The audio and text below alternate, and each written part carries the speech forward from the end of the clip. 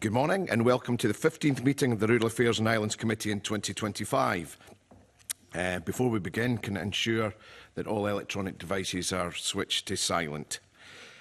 We now turn to our first item on the agenda, which is consideration of the Natural Environment Scotland Bill at Stage 1.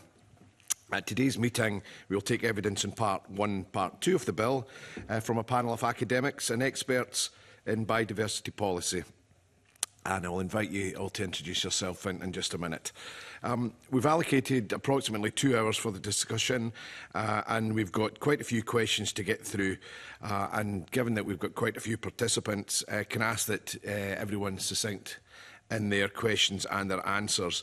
There will be some questions where just a straight yes or no will suffice, and other times you may just want to agree with someone that has already given the same view as you have, so don't feel that you need to participate at any great length on every question.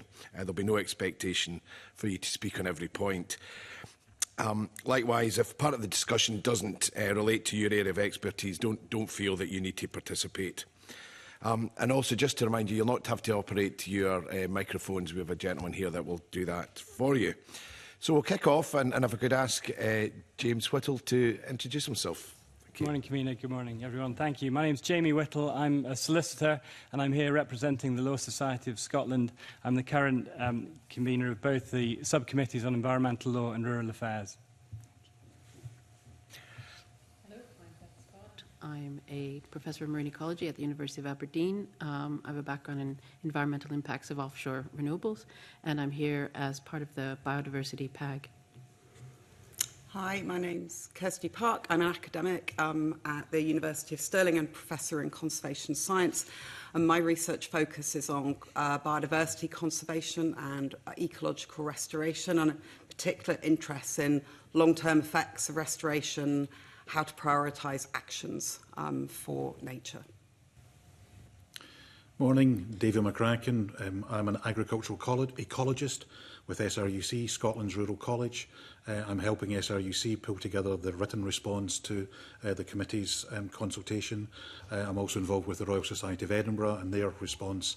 And like Beth, Kirsty and Rob, I'm here. I'm also a member of the Biodiversity Programme Advisory Group. So I'm Rob Brooker. I'm Director of Science at the James Hutton Institute, a member of the PAG, and I'm also Honorary Secretary for the British Ecological Society.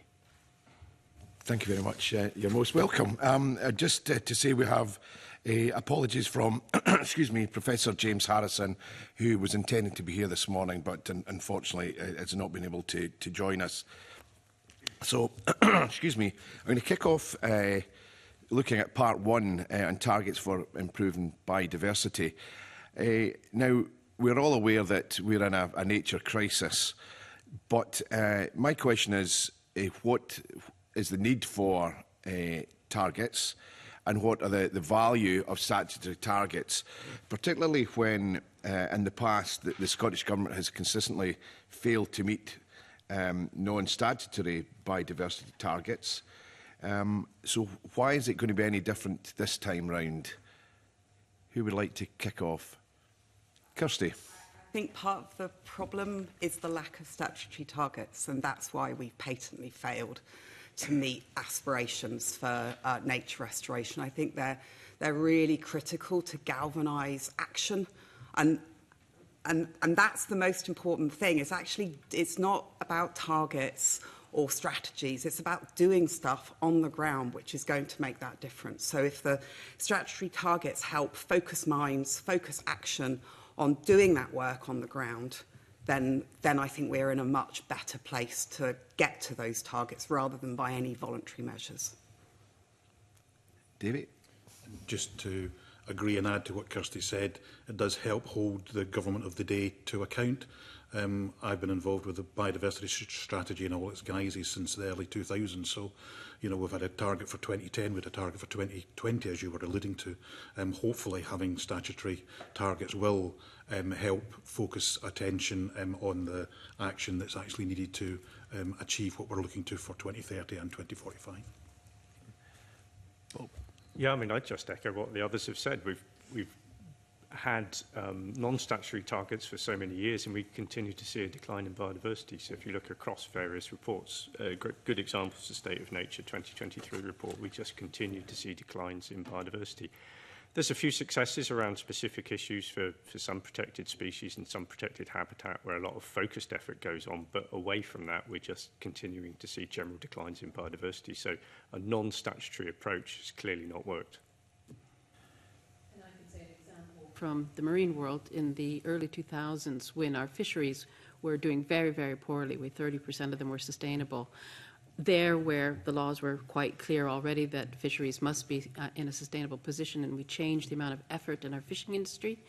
And then over the 2010s and into very recently, we brought that up to 70% of our stocks are sustainable. So things can be done where there's active action. Jamie? I think it's important to bear in mind the context that Scotland introduced what was a very progressive piece of legislation in 2004 in the Nature Conservation Scotland Act, which isn't in play south of the border. It wasn't one that was really influenced, to my knowledge, by Europe. But notwithstanding that legislation, the statistics in nature decline are so sobering, and so something significant has to be done. I think the key, and I'm sure it will come out in the session today, is making sure that these targets can be properly implemented and they are robust and resourced. But thank you. I think that takes me on to a supplementary on that. The consultation back in 2023 said that successful targets will need to incentivise transformative change and ensure that biodiversity is mainstreamed into all levels of government. How do you think this bill is going to achieve that on the past record of the government? Davey. Well, I was aware when the agenda we were suggested with the mainstreaming question was going to come later, but it might want to come later, sort of thing. But as I said, I've been involved with the biodiversity strategy in all its guises for the last 20 years. The rationale in the bill, in that having the biodiversity framework, the governance structures within it, and that we've got a biodiversity strategy and delivery plans already sort of published, and for the next 6 years, the view is that those on their own will actually help mainstream biodiversity across all aspects of public policy and public sector. I would question that. That's quite a heroic assumption. We've had governance for biodiversity since 2004. We've had a biodiversity reporting duty for public bodies since 2004. And the delivery plans, if you look at the delivery plans closely that were published last year or 18 months ago, it's clear that not all the sectors that need to engage with biodiversity management going forward are actually engaging with those delivery plans. So from my perspective, we need more in the actual bill itself to encourage that level of mainstreaming. And those of us that were on the Biodiversity Programme Advisory Committee, you'll be aware, because it's in the bill, that there was an additional target, well, a range of additional targets, but one of the additional targets that was recommended or suggested was to do with helping mainstreaming. It was to do with, can't remember the exact wording of it, but it was to do with the amount of action for nature across public bodies. And not having that in the bill, it suggested that it's not needed because mainstreaming will happen anyway, but I would question that. It's also suggested that having that would actually detract from the focus on actually having action on the ground, which I don't particularly really understand. I think if all public bodies were doing more, recording more about what they were doing, we would have a better understanding of what was happening from one part of Scottish society. And I thought about it in the car coming over today, but I never actually had a chance to look up the figure. Scottish Government public bodies own quite and manage quite a substantial proportion of Scotland's land. So if we could at least make a difference on that land in the first instance, that would give us a big step forward as well to meeting our ultimate 2030 and 2045 targets and set an example for others as to that it can be done. Before I bring in Bob, David, you talked about encouragement, but how do you actually incentivise that transformational change that we need? Is it carrot? Is it stick? Does the bill actually do that? As with all these things, it will be a combination of both. The balance will depend on the particular area. But we really need biodiversity management to be prioritised across all aspects of Scottish Government policy. And I said I was an agricultural ecologist, so I'm more familiar with the agriculture and agricultural policy side of things. We need it to be embedded much more fully in that. And Kirsty, I think, said it's action on the ground at scale that we actually need. There's policies out there that already are capable of influencing that, both now and into the future, and we just need to actually move that dial by moving those policies. Okay, thank you. Bob? Yeah, so I was just checking. It's positive outcomes for biodiversity in policy, Davey, was the one that was... So there were 7 topic targets that were put forward, and that was one that was suggested shouldn't move forward even down the road. I mean, I thought about whether or not that was a problem, because mainstreaming has been one of the huge challenges in terms of getting the scale of action and the breadth of action that we need for nature restoration. I suppose the sort of silver lining to that potential cloud then is possibly the target topic on environmental conditions for nature restoration, because creating those environmental conditions, I think, will probably necessitate multi-sector action. So some of the main drivers of biodiversity loss we know are invasive non-native species, pollution, diffuse pollution or point source pollution, land use change in some cases due to sort of farming practice or, you know, conversion to forestry. Creating environmental conditions for nature restoration might be a driver for mainstreaming into other policy sectors, so long as the reporting and the monitoring on that is tight enough. So that's the possibility of a mechanism that might drive mainstreaming in what we've got. Okay, and can I apologise, Bob, that you're Rob? I should have checked that. Apologies. Kirsty? One, just to add to those comments, I think assuming that mainstreamers can happen, that some of the problems with that are most people agree in the abstract that biodiversity is important.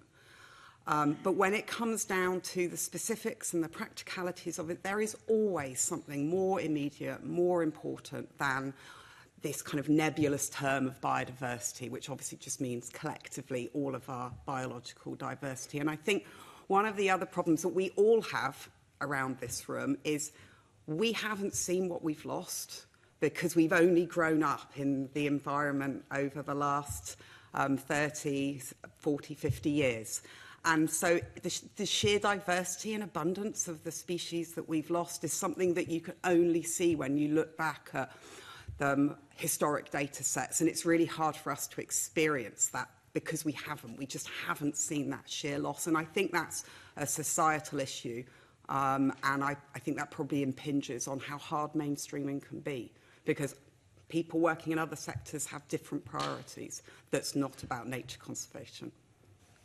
I think before we move on, you talked about how hard it is. You know, it's different priorities, isn't it? How do you know, we can understand it's easy to set climate change targets by looking at carbon dioxide or methane and so on, and those can be measured fairly simply. When it comes to biodiversity, it's a completely different challenge.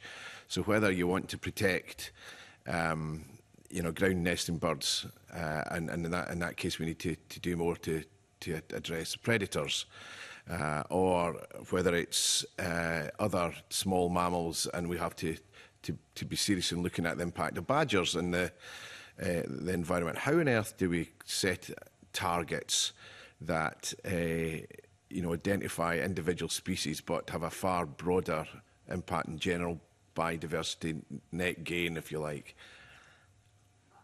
I think it is really complex. There's no denying that different species have different requirements, but there are also things that we can do which will impact positively on a whole range of different taxes. So it's not that you need to do one thing for badgers and another thing for wading birds. You can do actions which will benefit large groups of species. So that's one aspect to get across. And we talked about obviously the plethora of targets that you could have in PAG meetings.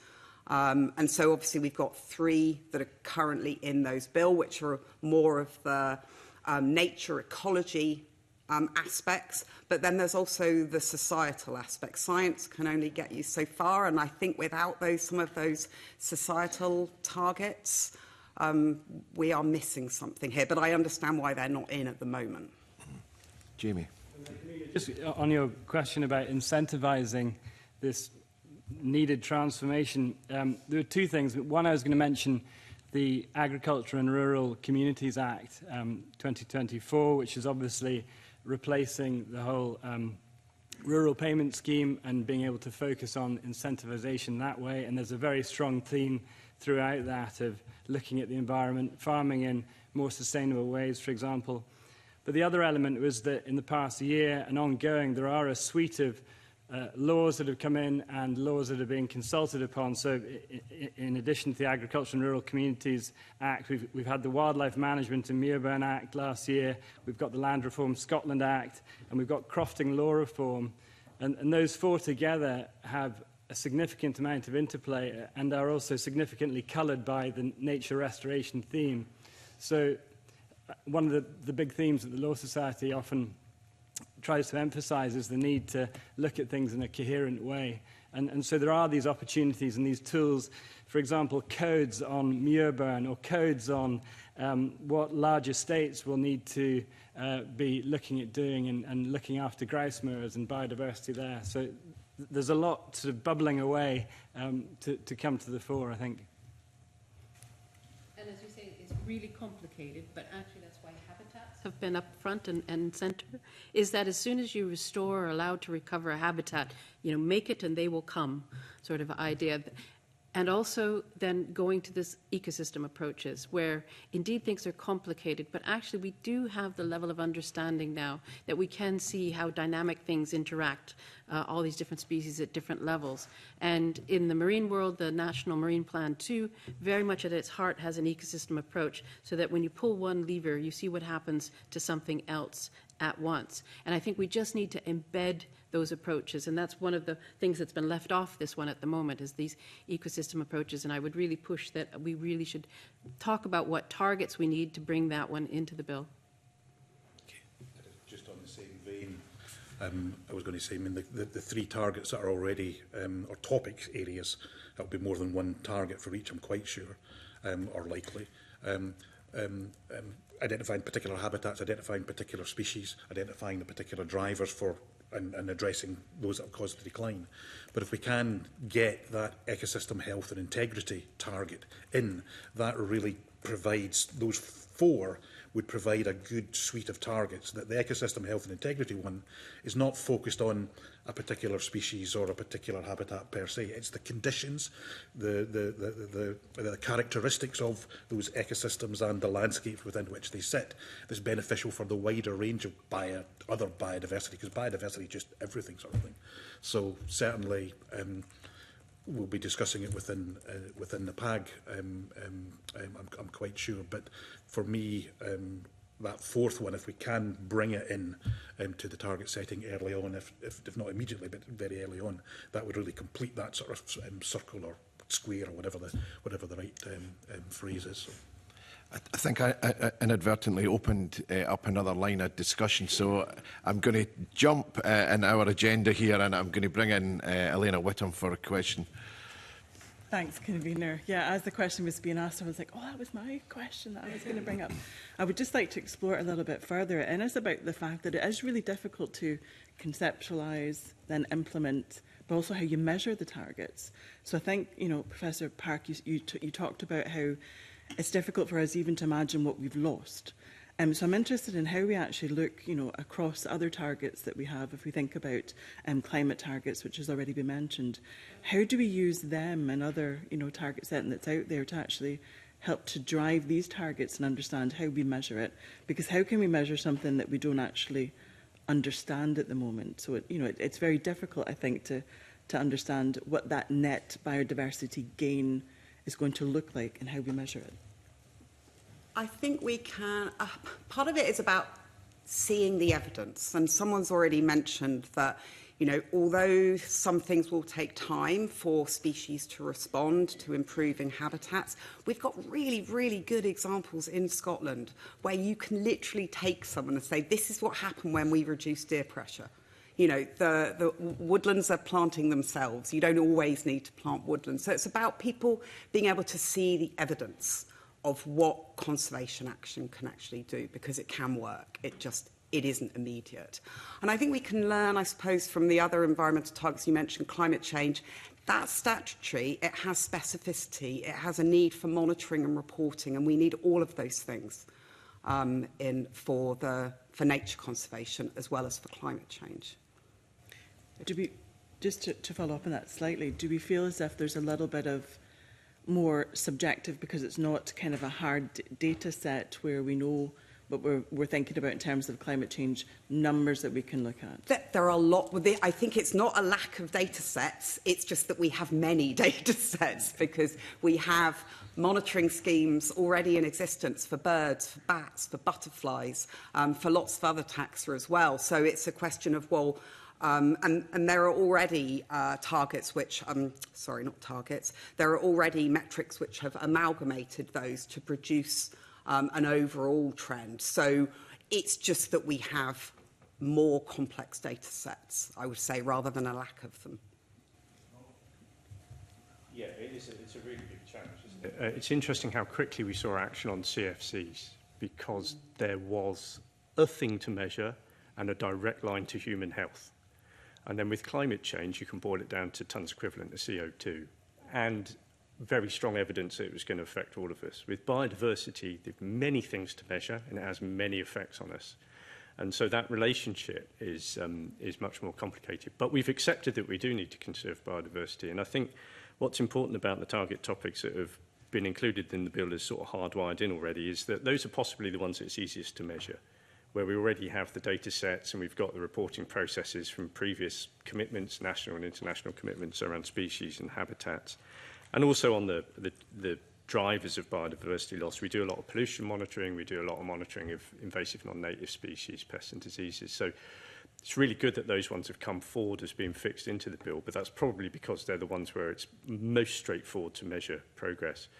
I think I would really echo what's been said about the two which are being put forward to come forward later on. They are more complicated, but they're the really critical bit of biodiversity in terms of delivering all the ecosystem services that we benefit from, so that ecosystem health and integrity.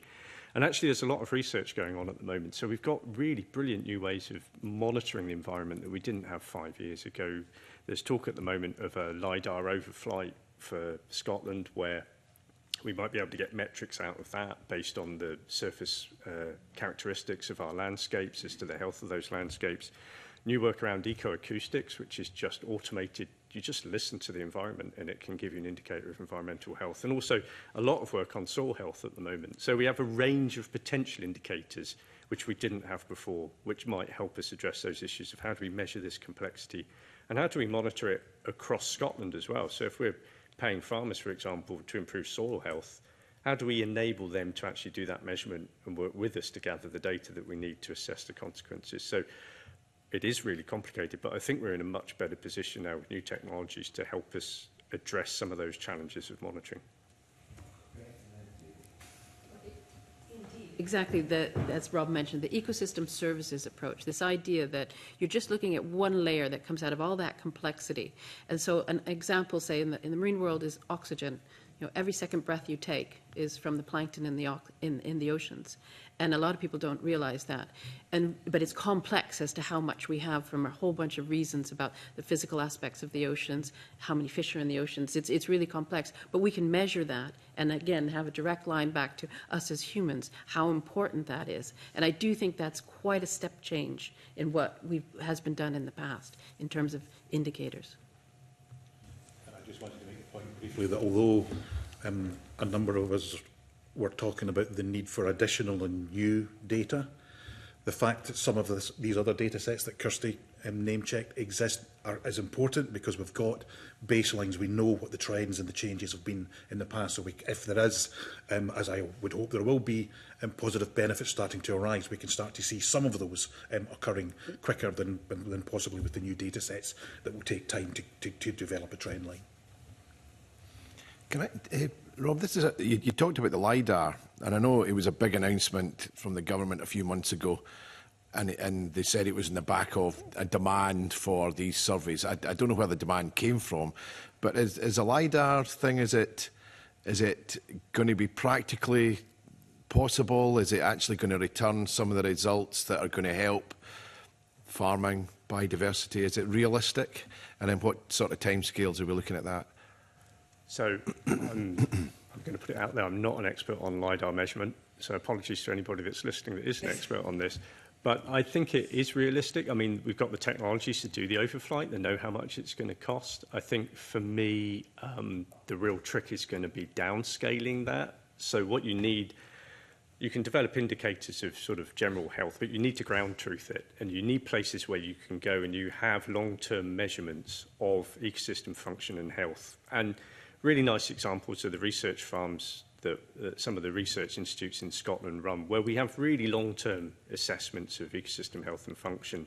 So we can combine the LiDAR data with what we know on the ground to test some of those metrics that are going out. So I think at this point it does sound practicable, but for me, I think we need to make sure that we link up what we're getting from the overflight to what we're also measuring on the ground to sort of ground truth some of those metrics. Indulgent from me, because I don't know if it relates directly to the bill, but it's interesting to hear how it might work in practice. David, would like to come in on that? Just to answer that question, it does relate directly to the bill. It's not in the bill, but data is going to be fundamental to achieving anything in the bill, sort of thing. And so it's another way of getting that larger catchment landscape scale data that's going to be important. I just wanted to come in and add to what Rob said. There's actually, I'm not a LiDAR expert myself either, but I know from asking questions about it just earlier this week that there's a meeting happening today that will actually decide, well, hopefully it will decide where and at what scale and over what time scale they're going to be doing it, which areas they'll prioritise, and it will be, it's personally feasible to cover all of Scotland over a 2 or 3 year time scale, as long as there was some funding there and cloud cover, etc. Although LiDAR doesn't necessarily need the cloud cover, but I believe they're going to be looking at a combination, or the suggestion is to look at a combination of both LiDAR and aerial photography.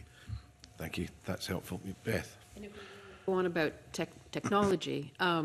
In the marine world, we've had a massive step change with autonomous vehicles. So everybody hopefully has heard of Bodie McBoatface.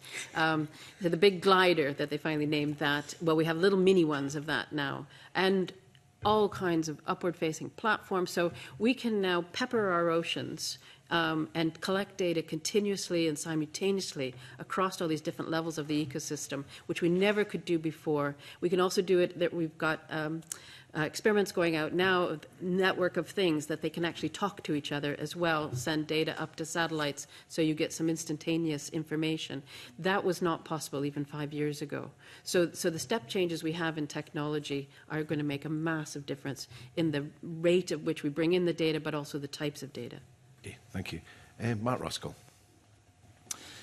Yeah, I wanted to go back to the issue of the topic areas that were effectively dropped by government throughout the consultation and development of the bill. And I just wanted to get your reflections on why you think those specific areas were dropped. So, you know, mainstreaming, I guess you can argue, you can approach that in different ways. I think you already said, Rob, that, you know, there's an element of incorporating that into environmental condition as well. But I'm interested in some of the other areas, like investment. You know, there's no target for investment. Why do you think the government has made the decision that it has done to draw the line under the targets, the areas that are in the bill? David?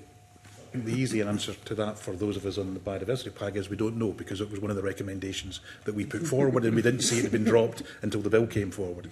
Clearly the bill gives some explanation in that. I think it says something akin to they thought it might have some unintended consequences of directing private and public funds to actually meeting the target as opposed to physically doing anything on the ground. But I haven't dug into that enough to actually understand what's really meant by that.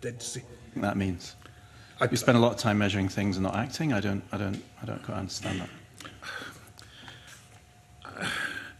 I think it could mean paying for things and that have a nominal focus on biodiversity, but it actually doesn't make one damn bit of difference on the ground, sort of thing.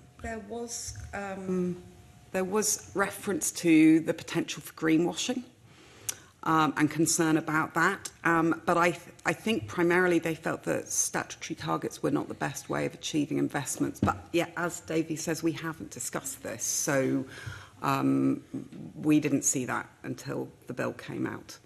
Okay. I mean, there does seem to be recognition that private and public investment is desperately, desperately needed at scale. But yeah, not having a target for it, we haven't discussed this.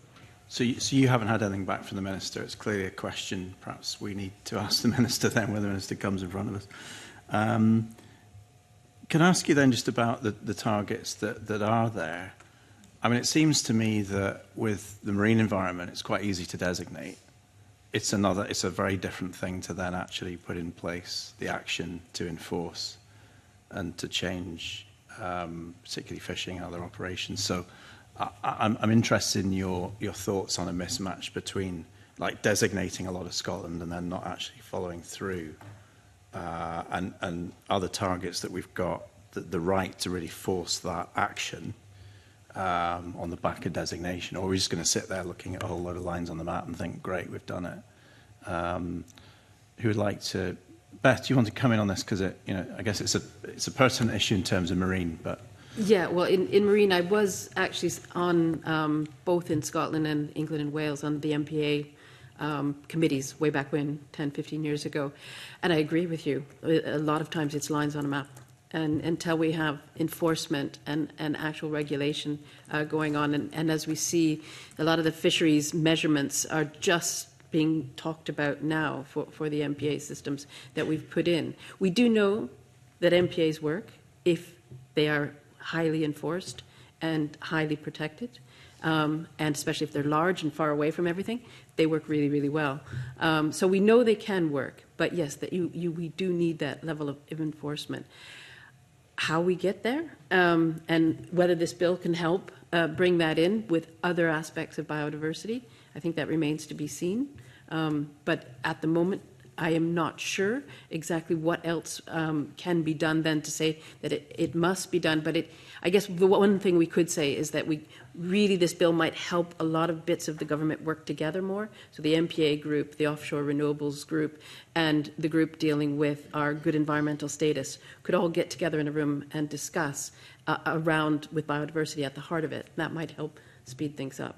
You think the targets will, as set out, will drive that joint working? I think they'll help, very much help that. That in the past there hasn't been some sort of line that connects everything up like biodiversity might. Okay. Rob? To come back and say, then, if by designation you're meaning a formal nature conservation designation, then the first two targets, the habitats, extent and condition, and the threatened species, they are not predicated solely on doing things on already designated sites or even extending designated sites. That elements of doing more on designated sites will be important because depending on what particular habitat or ecosystem it is, there's a large proportion of our currently designated sites that are in unfavourable condition. So more needs to be done there. But for those, whatever those habitats are, peatlands or whatever, those that are within some form of designation is just as important, in fact, it's vitally important to do more for those that sit outside a designation. And the bill nor the Biodiversity Advisory Group are suggesting that we should then designate everything because that's the solution, because clearly to date it hasn't been the solution. What we just need to is to actually target action more on those. And the second one, which is talking about threatened species, then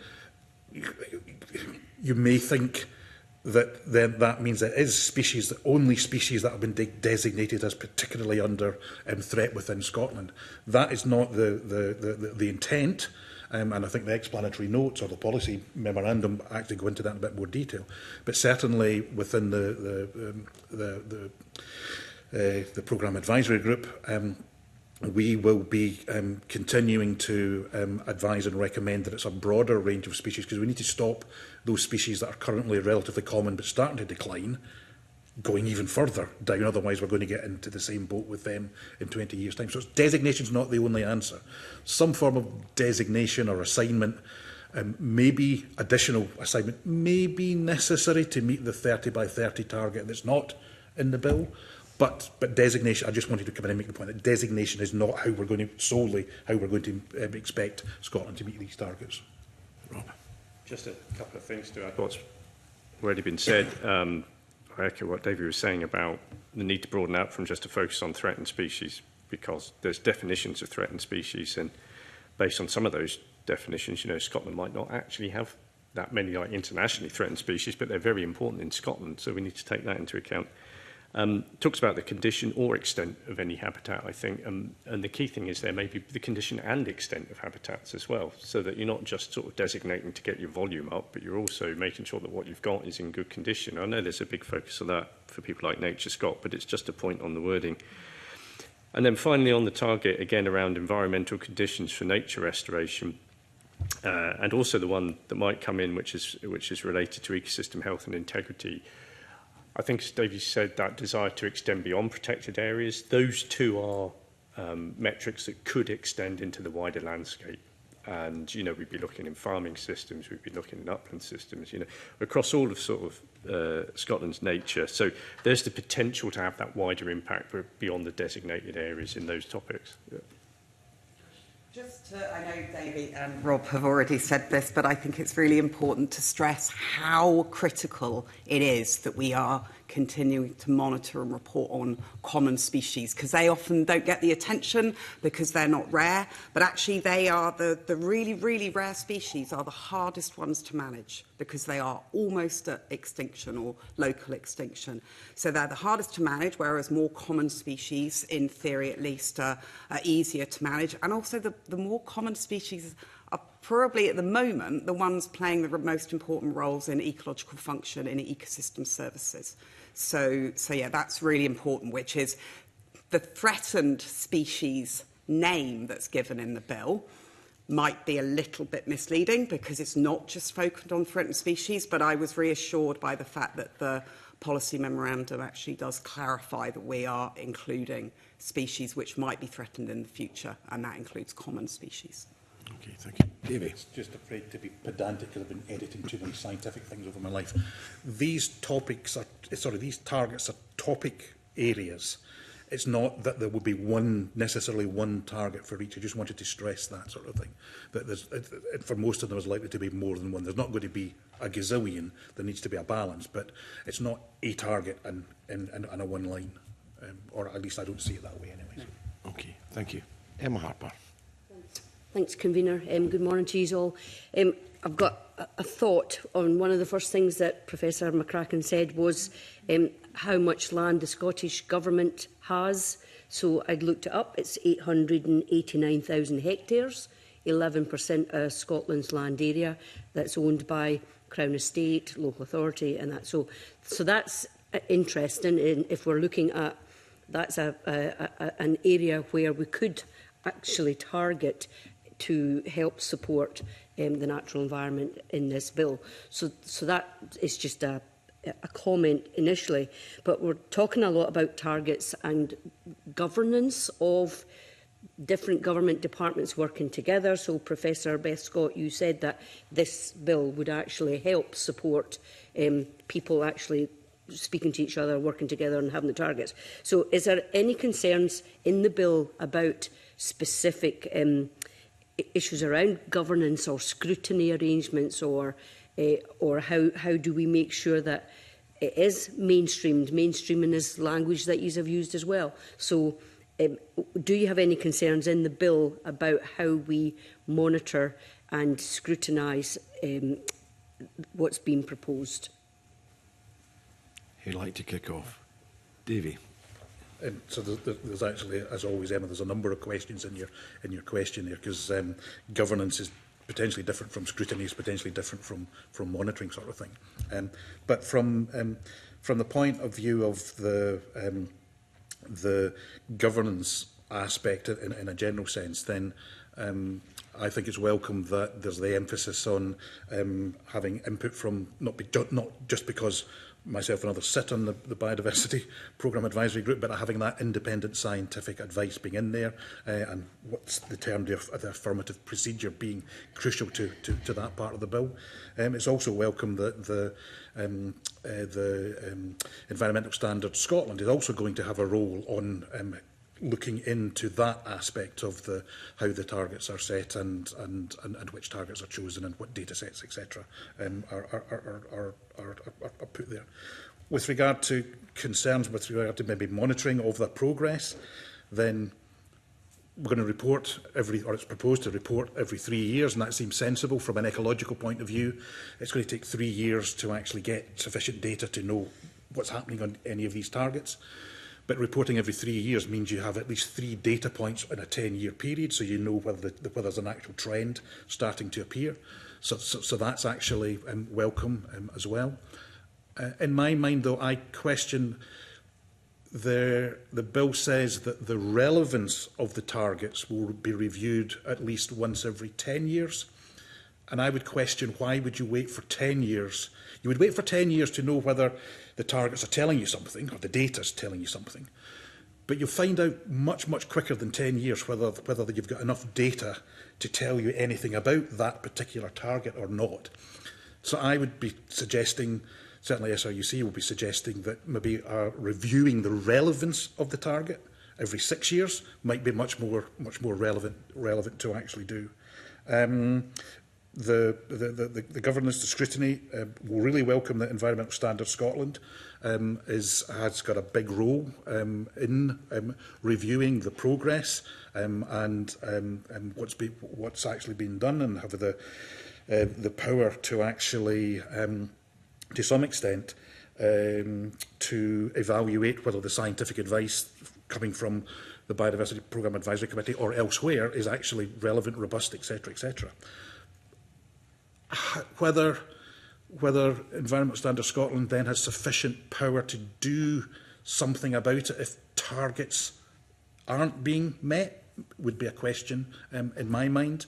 And related to that, and apologies if I'm impinging on others' questions, sort of thing, the scrutiny arrangement by the Parliament, then if a target is not being met for whatever reason, a minister making a statement to Parliament and then saying potentially what might happen to either change that target or put that target back on track, I don't know, is that, I would be questioning, is that strong enough consequence of a failure to meet a target? So I appreciate you asked a lot in your question, and I gave a bit of a brain dump there. So. No, I'm sorry, I'm just thinking about the 3 years of looking at numbers and targets and things. Does there need to be flexibility in this reporting or gathering? Because I'm thinking about ground nesting birds. There's issues around curlew, lapwing, black grouse that actually, if we don't do something now, actually it might be too late. So maybe we need to be flexible in data gathering. Well, we need the data. The data definitely needs to be there on things like those ground nesting birds. We already have reasonable data, not perfect data on it, but we have data we will know whether things are starting to have an impact on particular parts of Scotland. The 3 years is it takes 3 years, a 3-year period, to get enough information on each of the targets, whatever those targets are, to bring them together. It's important to bring them together in one document. The 3 main ones in the bill, and the ecosystem health and integrity one, as I think we mentioned earlier, they act as a suite, so it's important to be able to see them collectively. If you were just looking at extent and condition of habitats tomorrow and another 3 years before you were looking at threatened species, etc., everything then becomes too disjointed, sort of thing. And just to follow on from that, I think it's not a question of just looking at the data. We need to be doing action now. I guess the data is going to tell us whether or not, over what period our action is succeeding or not. But the action needs to happen right now. It's not a question of waiting 3 years or 10 years to see how dire things have got and then implementing something. And there is, there are quite a few different initiatives and projects on the species that have been talked about already. So we already know what's needed. It's just that we need these things to happen on a much, much bigger scale than they're happening at the moment. And just to say, it might sound like we're going back a tiny bit, but you were asking about what we own. And in the marine world, we own it all. As citizens, we own what's in the marine environment, bar the seabed that the Crown Estate, Scotland, is in charge of. But I think most people are not aware that nobody owns that at the moment except us as citizens. But there are going to be big changes as the energy companies come in. And we really should be discussing that also in this context. Can you also just address whether you believe that the role of Parliament, given this is a framework bill, we're not going to try and define what a framework bill is, but I would say it's fairly obvious this is a framework bill. So there's always concerns about how that secondary legislation that effectively puts the meat in the bone is developed and what scrutiny that comes under. Do you believe that the bill as it sits just now gives Parliament enough powers when it comes to scrutiny and the way they deal with whether it's negative or affirmative measures? If you could deal with that as well as responding to Emma's question. Yes, I'll maybe make my first point first, and then come to your question, convener. The point I was going to make on scrutiny and a dimension of that is public scrutiny, and I think there are lessons to be taken from the exercise with climate change emissions and how that unfolded, and one's in the situation that the country's in, and we've got new legislation coming in.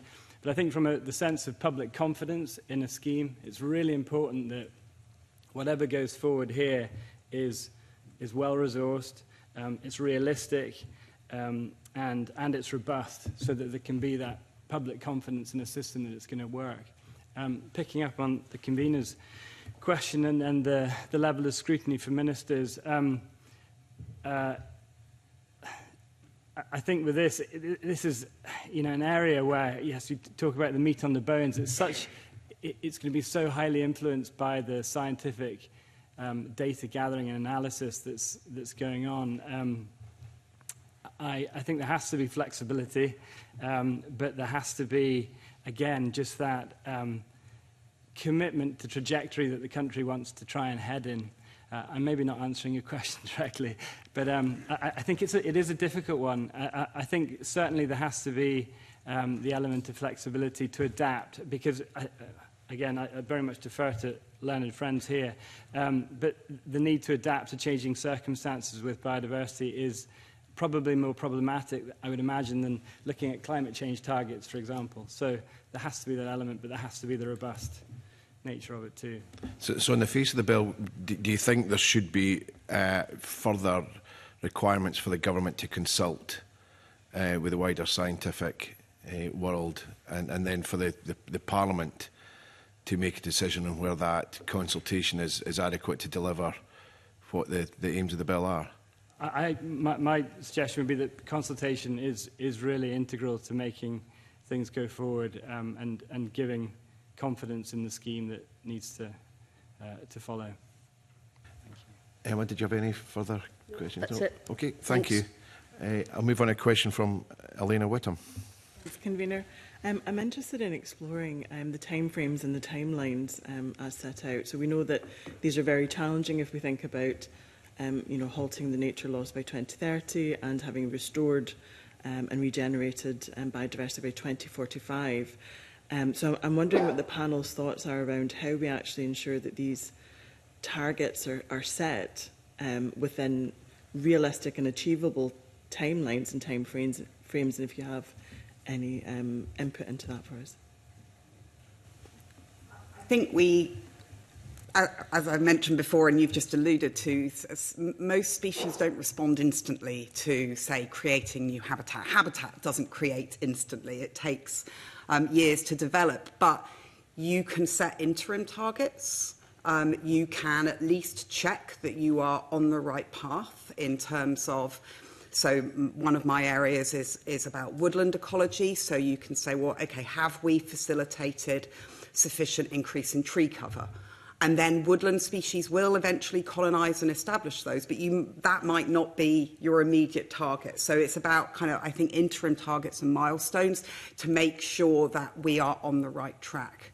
But it's, yeah, I think there's a tension between, if we set the target too far in advance, we won't do enough now, and now or 10 years ago or 20 years ago is when the action needed to happen. So I think having a tight target hopefully will galvanise that action and attention. And if we put it too far in the future, we won't do that. I mean, as the convener said at the start, and you'll have seen from the biodiversity strategy, biodiversity is in problems now and climate change is exacerbating that. And that's one of the reasons why 2030, 2045, they may be nominal dates, but we need, as Kirsty's emphasised, we strongly need action now. And had we taken action 20 years ago, the best time to plant a tree was 20 years ago, the second best time is now, etc., etc., etc. But having said all that, going back to your question, then actually what will be important, specifically with regard to the bill and the secondary legislation, is that secondary legislation comes forward as soon as possible once the bill is passed, at least within a space of a year, no more than a year. Otherwise, we will be hard up against trying to know, well, we'll know by 2030 what direction of travel is, but we will be very hard pushed, despite all the actions that are happening now and have been happening over the last 20 years. They're not happening at scale. We'll be hard pushed to actually make any semblance of the halting that we're looking to try and achieve as much as possible by 2030. Rob. I mean, I think the key thing Kirsty said, we should have done this years ago, to be honest. So, yeah, we're really hard up against it for 2030. And if I was to put a finger in the wind, are we going to achieve that target? Personal opinion at the moment is no, we're not. But that shouldn't stop us taking the action that we should now to really push as hard as we can for it. I think what's really sensible in the framing of the target topics is that they're being put forward as a combination of action and outcome, because it is a trajectory. And so we can start measuring some of the action on the ground in terms of dealing with the factors that we need for ecosystem restoration. Then the outcomes are things like threatened species or other species conservation interests, where we have really good data. So for some of these, we're really in a position now to implement activity, monitor that activity, and also see what the progress is. So yeah, I mean, I think it's hugely challenging, but that shouldn't stop us trying our best. I studied environmental science at college. I'm 50 now, so that's a very, very long time ago as a teenager. And we were able to speak at that time about CFCs and different things that you were able to take tangible steps towards. And things that we're talking about today, I recognised from back then as when where there was no target set for change to happen. One of the things that Jamie said that I'm interested in exploring a little bit as well is round about how we have the public confidence, but also public sector confidence, business confidence in the roles that they're going to play in this, because we wouldn't want the other sectors to fall foul of being, keeping up with what they need to do, because, everybody's responsible for this. So I'm wondering, within the timeframes we have, are we actually going to be able to take the public sector and the private sector on this journey with us to ensure that they play their role and they don't fall foul of any legislation we bring forward? Kirsty, do you want to...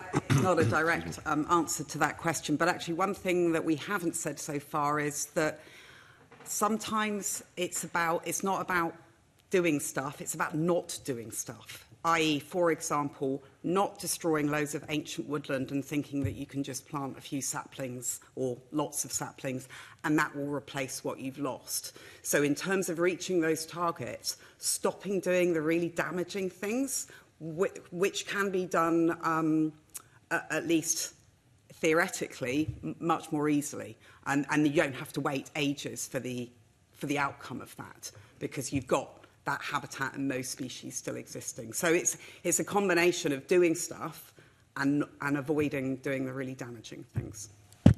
Rob? Yeah, I was just going to mention, I was at last night's National Farmers Union for Scotland reception, and the feeling I get is that the farming community, you know, they are behind supporting nature in the same way that they're behind climate change action, but they need the support to balance up, sustainable farm income with the actions that are needed for nature and climate. And so the other mechanisms that are there, farm payment mechanisms, for example, are really key to help align with that. But in terms of is there the commitment there and the interest in that? I mean, yes, there is. It's just that, you know, the different sectors need that support to come through. David, just before I bring in, you know, we heard previously when we had the farmer stakeholders, if you like, that there was a sense of complete inertia when it came to forming policy. You guys sit in a biodiversity forum, whatever. ARIOB was described as a fig leaf for doing nothing. Are we going to see plans being developed at the pace that we know that needs to happen? Is co-design going to be part of this? And ultimately, we're just not going to make the progress that we need?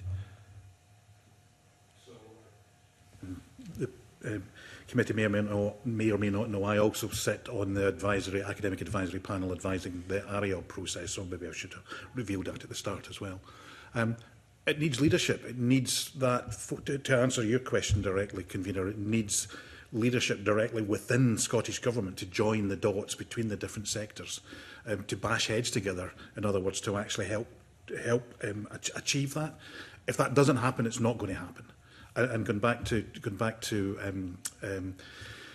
your question, which was, remind me what your question was. I've lost my train of thought in a second there.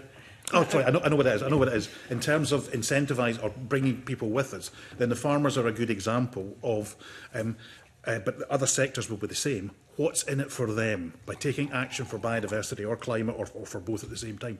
What's in it for them? And most of it, from a farmer's perspective, because that's where I come from, is it actually helps. Many of these actions will not only benefit biodiversity and climate mitigation and adaptation increasingly, but will actually help make their own farms, crofts, land much more robust and resilient to ongoing climate change. With regard to the general public, that is a much bigger ask, because the general public, including ourselves, cover so many ranges of individuals with different interests.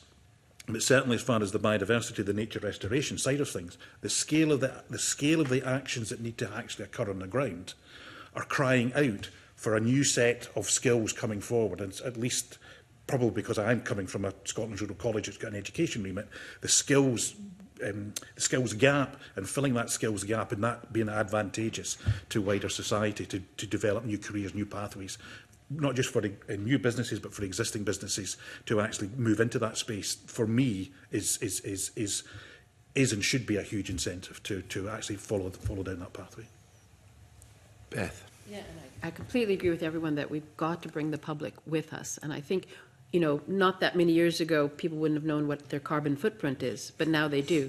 So we should have our biodiversity footprint, hopefully in a positive way, not a negative way, in that sense. And I want to say, for the examples that are happening already with industries offshore, all of the offshore wind developments have to prove that they're going to be net positive or nature positive net gain when they go in. So they are constantly looking at how must they, by law, improve the environment better than it is now, because it's in a degraded state, when they are done putting their developments in and running their developments. I'm not sure if the equivalent is happening on land, but that has been now for some years now, and that's really embedding, such that people are not talking about a development unless they're also talking about nature positive.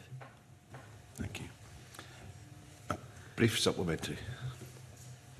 Yeah, just on the back of that, I was interested in your thoughts on just transition, because clearly, you know, there are sectors of the economy which are going to have to substantially change. You know, for example, scallop dredging inshore, livestock production in areas where actually, if we saw herbivore reduction, you know, we could see large-scale nature restoration, woodland creation. I mean, there are difficult economic issues about how those sectors transition away from what they're currently doing into the future and take the jobs and skills with people and with communities.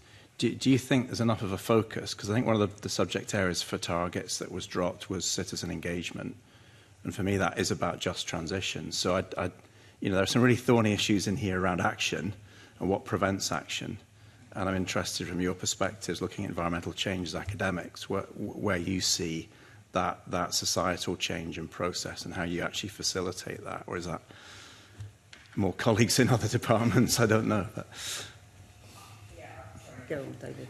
No, I was just going to link your question, Mark, with the convener's question. That comes back to those within the different sector areas within Scottish Government actually realising how things are interrelated and joining up a lot more to actually help then facilitate some of these changes that need to be put in place to help those alternative I'm terrestrial ecologists, those land management practices or fisheries management practices actually happen, sort of thing.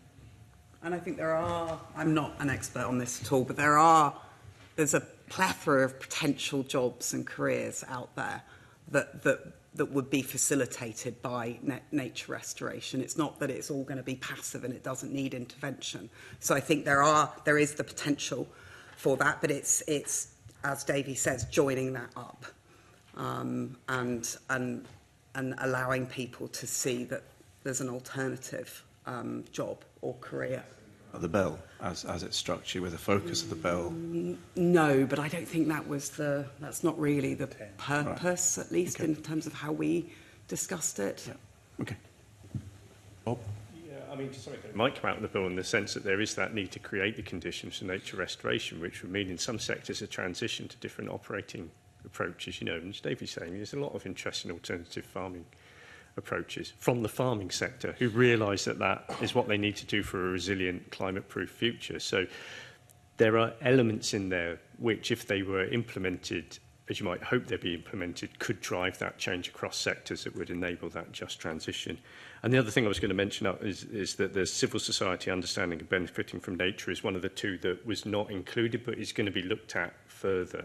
And I think we'd all agree that that's absolutely essential, because we need to continue explaining why it's important to invest in public and private money in this transition to a more nature-friendly future in the same way that we've made those arguments about climate change. And the other thing that's really key at the moment, not only do we have new data for and new approaches for monitoring, but we've got so much more data than we used to have about the importance of nature. It's not like a nice-to-have anymore. You know, financially, socially, for health, we know that it's essential, so we can't keep kicking the can down the road. We need to make that. So we're in a really good position to make those arguments now as to why we need to do this. I'm going to bring in Beatrice Wishart. Thanks, Convener. It was just a follow-up to Professor Scott's comment about offshore developments, and I wondered, in looking at offshore developments, obviously these are businesses, but the mitigations that they might have to put in place in terms of restoration, do you think that they're adequate? Do you think they're sufficient in terms of meeting nature restoration? Well, that's a really good question. I think we know so little about what their effects are and therefore what the mitigation effects should be. So far, you know, the focus has been very much on dealing with collision with seabirds and therefore like for like, you know, getting rid of invasive predators at seabird colonies and this sort of thing. But there's many more changes going to happen when you put structures in the environment, and also when you extract gigawatts, you know, nuclear power plants worth of energy out of our oceans. You're taking the wind out that would have gone on and mixed the oceans a bit. So in terms of mitigation, because we don't know quite what's changing, we don't quite know what the mitigation should be. But I think what I do see is a really, really positive attitude from the developers, that they really do want to know what to do, and they do want to implement it. They're very much people who are, and groups who are looking to have oceans in better environmental status. So the willingness is there. We need a lot more information to make sure the mitigation is actually going to work. Thank you. Jamie, did you wish to come in? Thank you, Convener. It was really just touching on Mr. Ruskell's point about just transition, and also the idea about almost like culture change in Scotland and what needs to adapt to embrace these biodiversity changes that need to come about. And certainly my impression on the ground as a lawyer is that a range of landowners have changed their position on the way in which they manage land. They are looking at these new opportunities. Farmers have been waiting for a number of years with the changes in agricultural subsidies to try and have clarity on how they need to reconfigure their businesses to adapt and put themselves in the best position possible to farm in ways that are sustainable and that embrace these green elements.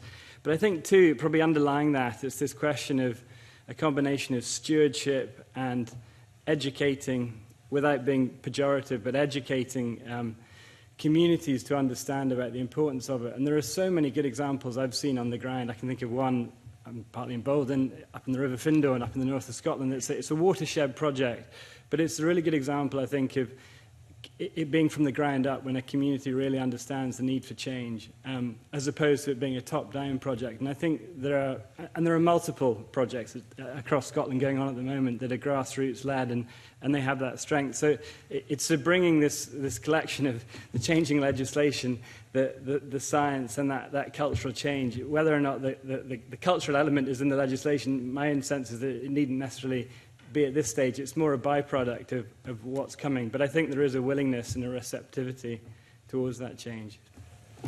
Thank you. Our final question in this for part one from Evelyn Tweed. Thanks, Convener, and good morning, panel, and thanks for all your answers so far. They've been very helpful. How does the approach taken to biodiversity targets in the bill compare or align with other domestic or international approaches, maybe in the UK, the EU, elsewhere? And is there anything that we can still learn from elsewhere? Davy? Yes, thank you. So, I mean, here in the UK, you'll be aware probably that England have set statutory targets in England for a range of different aspects. Many of those are currently, I can't remember the date when they were set, I haven't got it in front of me, it's just written somewhere, but relatively recently. But they're coming under criticism for lack of ambition at the moment and lack of implementation. Wales are talking about setting targets, but they're going to potentially, unless things have changed in the last week, by 2029 before they come forward with targets, although I was aware there was some more recent discussions in the Senate over the last week or 10 days. And in the EU, they have the nature restoration law that's been in place since just 2024 last year, which it puts a statutory obligation on doing aspects for nature restoration, focusing on various habitats, etc., etc. It's coming under criticism for there is political resistance in some member states.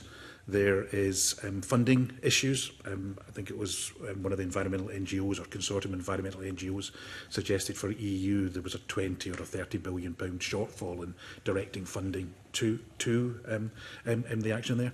And there is vested interest resistance to actually doing anything, particularly coming from the sort of the agricultural and the renewables side of things. I think the lessons that we can learn from there for Scotland and for this bill is what Kirsty, I think, said earlier. Targets are only one thing. It's putting then in place the framework, the policies and the funding to ensure that the actions can happen on the ground and that the data can be collected on the ground to actually know whether those actions are having any impact or not. That's the key thing, and that's also the key thing, part of the key failure with regard to our own climate change targets here in Scotland. There was nothing wrong with the targets per se, it was just the slowness of actually taking action on the ground, in inverted commas, because I appreciate it covers a wider range of areas, to actually be able to make sufficient progress quick enough. So the lessons for me is, yes, set a target, but then work out how you're going to actually facilitate, engage all the questions you've been asking this morning to get action, additional action happening on the ground now and into the future. And just to add a global flavour in terms of alignment, we are in the middle of the UN's Decade on Restoration. The statutory targets element of the bill would help meet several of the UN Sustainable Development Goals. So globally it aligns well. And in the marine world, we've had the Marine Strategy Framework Directive since, I think, 2012, which implies we should have good environmental status in our oceans. And we have 11 descriptors, one of them being biodiversity.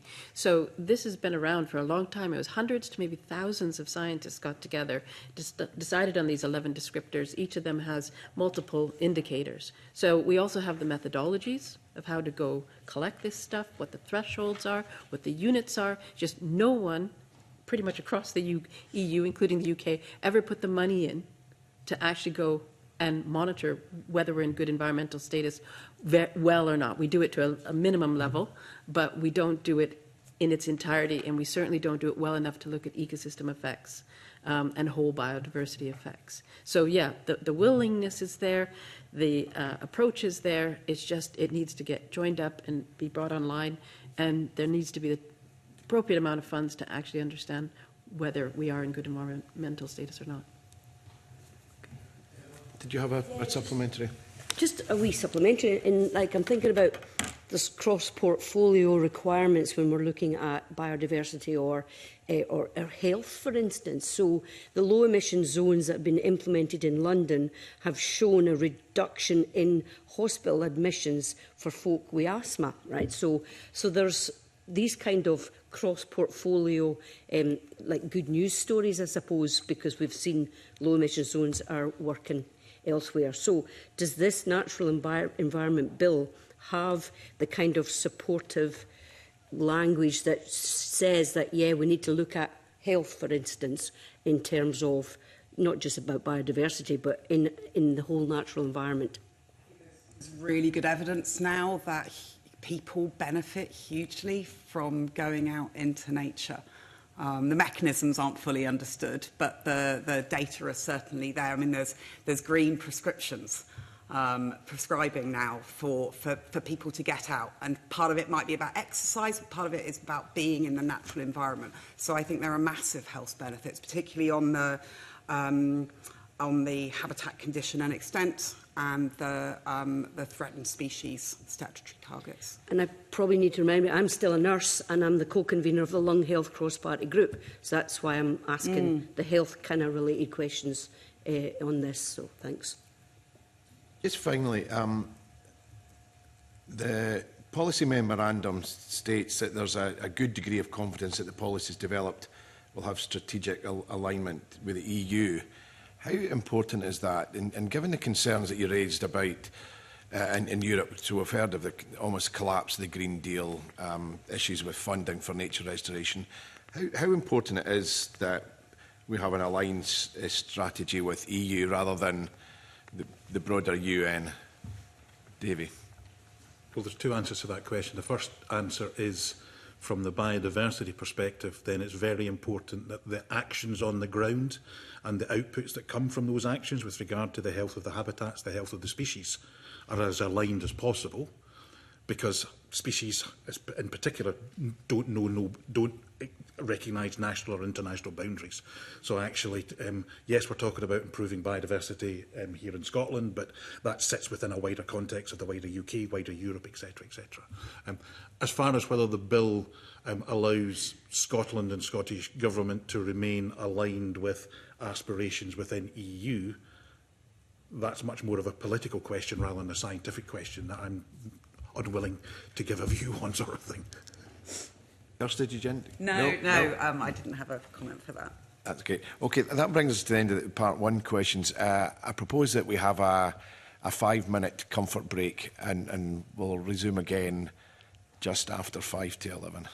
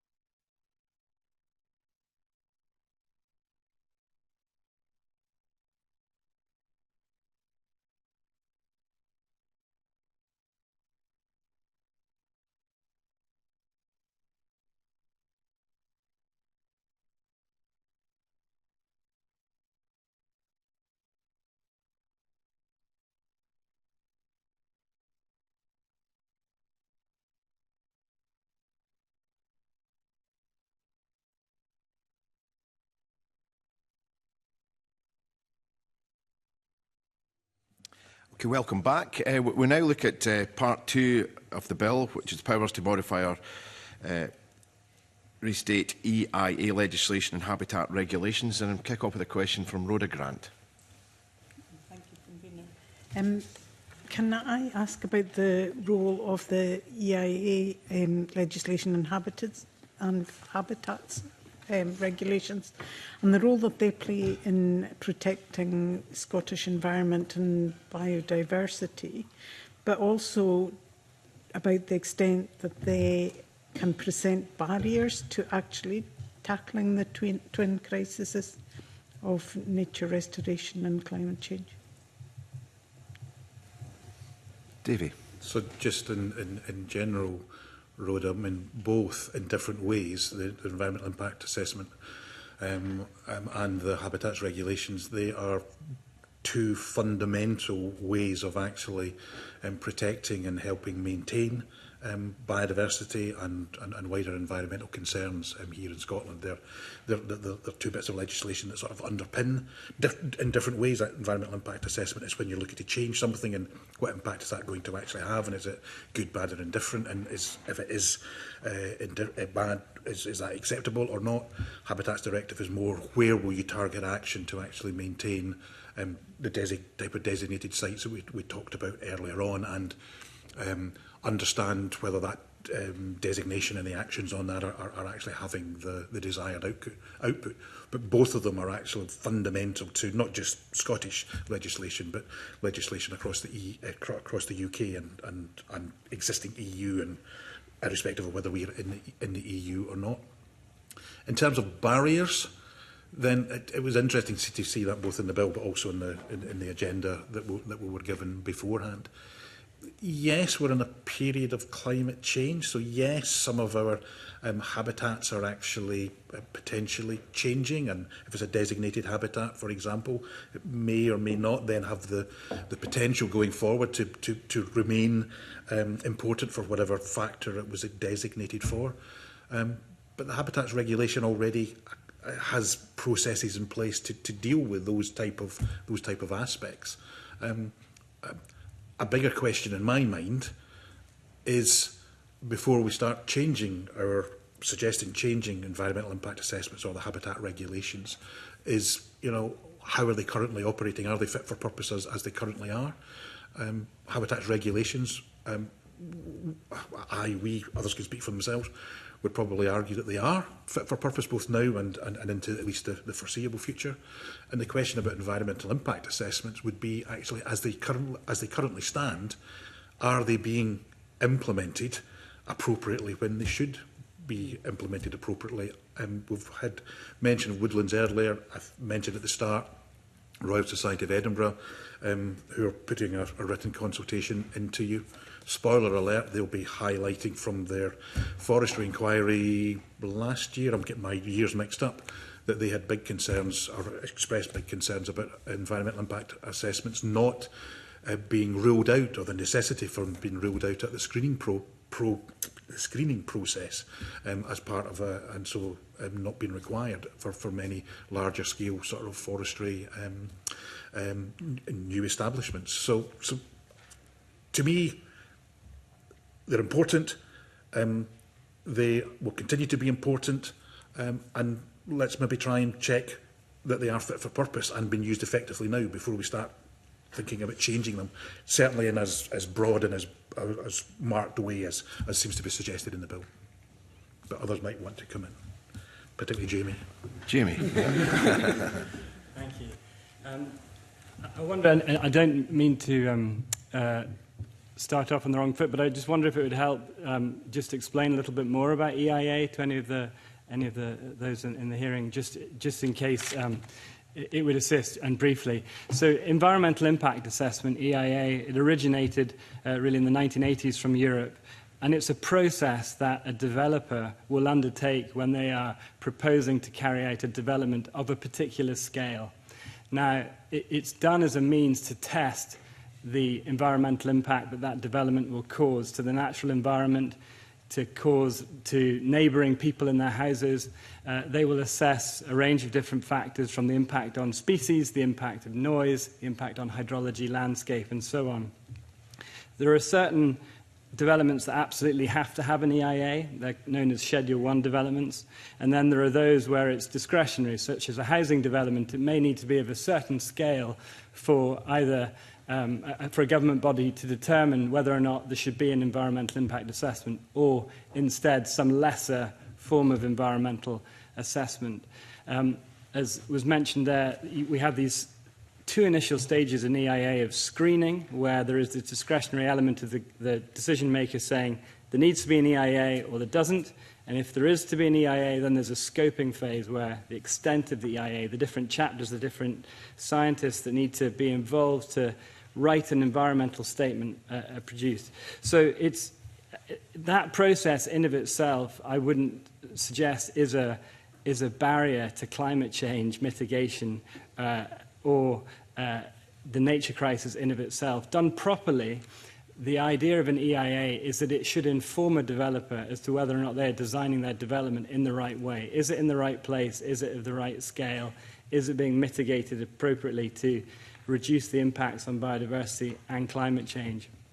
I think with the habitats regulations, briefly, again, the core focus there is about designating principally two types of area. One is called a special area of conservation, where one's looking at protecting habitats and certain fauna. And then one is called a special protection area, which is more focused on birds. These come out of the European Birds and Habitats Directives. And those in of themselves, it creates this particular buffer of protection. It makes it much, much harder for a development to have an impact on those areas, because not only are the areas designated, but there then has to often be a higher level of assessment called an appropriate assessment or a habitats assessment on whether or not that development will impact the very species or habitats that are sought to be protected. So they are absolutely integral tools to the way in which we look at nature conservation. The biodiversity discussion earlier, of course, features within that, but it also, and it was mentioned by one of the other speakers, it also permeates out with these designated focused areas. So there's tools that all come together. I hope that's of some help just to unpack that a bit. And if I can come in, where I think some of the barriers aspects is coming up. So in the marine world, where offshore wind is, if you look at the maps, you start to realize huge amounts of areas if all of these wind farms go in. And what happens with an EIA is what they're finding is they cannot add up the EIAs between the different developments and actually get cumulative impact, because they're not designed that way. So a brief example, if you just add them up, you might be adding up the mortality of the same seabird 5 or 6 times. So it looks like you're killing things much more than you really are, this sort of thing. So where I would say, and this is a personal opinion, is that where we really need to improve things is at the SEA, the strategic environmental level, the wider regional level. And what we should be seeing is that possibly, instead of changing all this legislation, is that have the EIAs come out of the process of looking at that larger strategic level, and especially with marine spatial planning and in the national plan 2 that's coming along, really try to look at it as a whole, and then the EIAs just become a much simpler process. It also would speed them up in terms of consenting. Much the work has been done at the SEA level as to where the impacts are, where the scoping should be, and therefore the EIAs then do become something that can be used to look at cumulative effects and are no longer a barrier. But it doesn't mean having to change everything to get there. We had evidence that especially the habitats designation, often honed in on one species rather than looked at the whole area as a whole, and that could then have unintended consequences for the other species and different things living in that area. And it was felt that it should be wider rather than, yes, if there's a species that is under threat, you need to look after that, but you need to take the impact on those management techniques on other species in the area, and wider environmental and biodiversity issues. You're looking at me puzzled, as if you're not quite understanding. I'm just not familiar. I mean, you designate sites, Yeah. the SACs or the SPAs, for particular species. And sometimes a designated site has several species for which it's designated for. But I'm really unfamiliar with that process then impacting on any of the other species. It generally means that, that site has got higher levels of protection and there might be management for that site, but I'm not familiar with the idea that that has negative consequences for the non-designated species at those sites. At least I haven't come across that. I mean, I'll let Jamie come in first, but... If I can maybe assist. So when a special area of conservation for species, that's like fauna as animals, non-birds, or habitat type. So to give an example, there would be the habitat of ancient Caledonian pinewood forest or Atlantic oak woods, or blanket bog, high-quality blanket bog, or particular species, so salmon, or it may be golden eagles. Then those are treated as being what we call the qualifying features of that particularly designated area. When a developer comes along and wants to propose a development that requires an EIA, an environmental impact assessment, they will not just assess those particularly focused elements in their EIA. What they will do is they will look at a much broader suite of different chapters of assessment: ecology, ornithology, landscape, etc. But in addition to that, there will be this habitats assessment that says the developer has put together their assessment on the EIA, and then there will be a government-led habitats assessment that will look at the qualifying features of the special area of conservation or the special protection area, and it will assess whether or not that proposed development is going to affect the integrity of that protected area and whether or not it's permissible or not. So then it takes one down into a different set of rules compared to EIA. But I think that the real thrust with these protected areas is, although you have these, one might say, a litmus test, you have these species or habitats that are being particularly monitored. In order to keep those species or habitats in favourable status, you have to look at the bigger picture of the habitat. The habitat has to remain healthy for those species to remain healthy. So it's in many ways a byproduct of the tool of protecting that area of land for that species has the wider ramifications of looking at protecting the wider habitat for their benefit. Sorry. I picked you up wrong road, but I thought you were suggesting that too much of a focus on one species might limit what you could do for other species within that area. And again, like Kirsty and Jamie, I'm perplexed about that suggestion, because what you would normally find is whatever that qualifying species, that qualifying feature actually is, it's something that's characteristic of the general habitat, the landscape, the area within which you're talking about.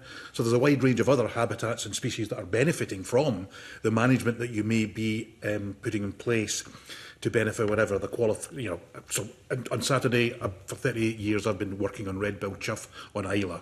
So I'm going out to do a survey of them. So there's plenty of designated habitats on Isla. For other things, plenty of sites designated specifically for chough. They all interrelate each other, and I'm finding it hard in my head to find a situation where something that would be requiring for chough on a particular area would have real detrimental effects on other aspects of biodiversity that are characteristic of the habitats that they live in. So, maybe turn it on its head slightly.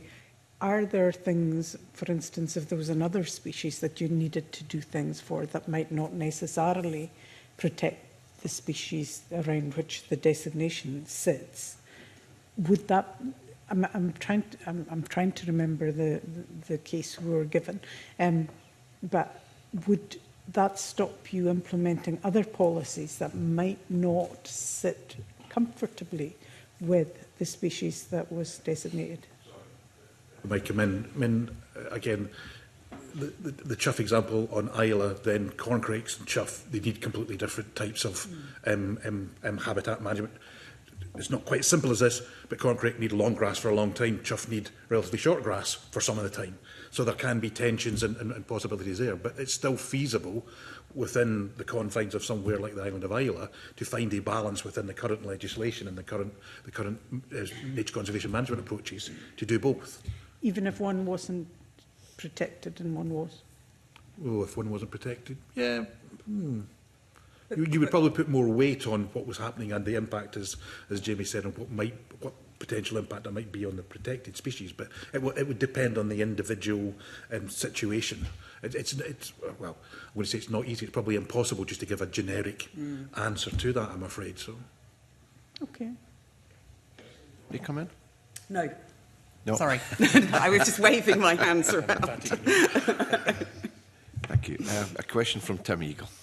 Thank you. Good morning. Thank you so much for your answers so far. Can I just check on this point? And I know we've kind of slightly touched on it already, but I was looking at the English report that came out that was about SSSIs and SPAs and the fact that actually more and more of them are getting unfavourable condition.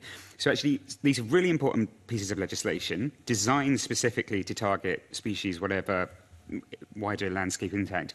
But actually, there is a problem there going wrong. So how do we, like, what in this bill are we looking at then? Because I'm going to come on to my second question will be about the devolved power.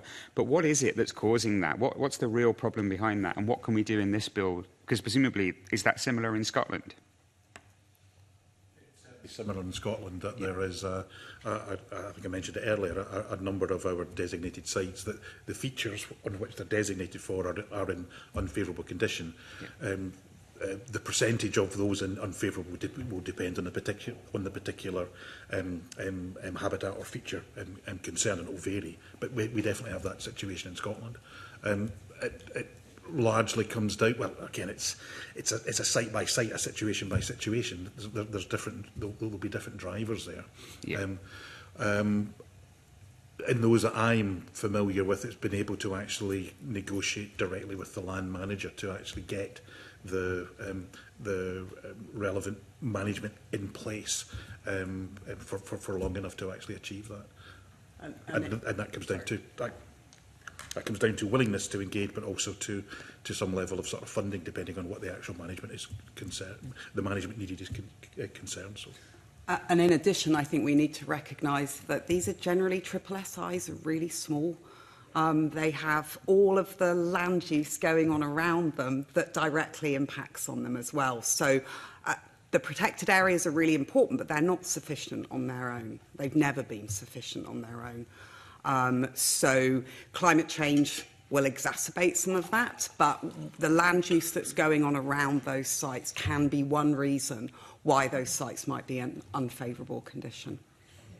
So yeah, what we've been driving about a bit this morning is actually that bigger picture, isn't it? It's actually you can't do things in isolation. It's that collaborative approach over whole landscapes. So then I guess the big question I was going to come on to then is in the bill, the Scottish Government are basically taking a big delegated power to say we can have full control over this moving forward in secondary legislation. Now, framework legislations are a nightmare because on the one hand you think, well, great, because they're adaptable, you can easily move things behind the scenes, you can respond quickly. But they also bring problems economically, for example, because actually businesses have no certainty of how things might change over time. So what do you think, have you got any thoughts on whether that power is necessary under this bill? I mean, I would start by saying that I don't have the legal knowledge that our friend over here has, but I'm really concerned about the breadth of the powers that they have. They can make really extensive reforms to some of our most vital environmental protections. And that might not be the intention, obviously, of the current government, but this is going to be legislation for years to come. We have no idea what future governments and what their priorities will be. So I'm really concerned about the breadth and the scope of that particular section of the bill. Sure. Yep. Sorry, apologies. Yeah, I just wanted to echo what Kirsty was saying about the open-ended nature of this. I mean, again, not a legal expert, but also talking to colleagues at the Hartland, sort of look at this, and it's really unclear the breadth of things that could be involved in this. And this is and the habitats regulations and EIA is so important for nature conservation, and they have delivered. And there's really good sort of scientific studies on how they've delivered for nature conservation. So there's protected areas across Europe and within Scotland. So they clearly work.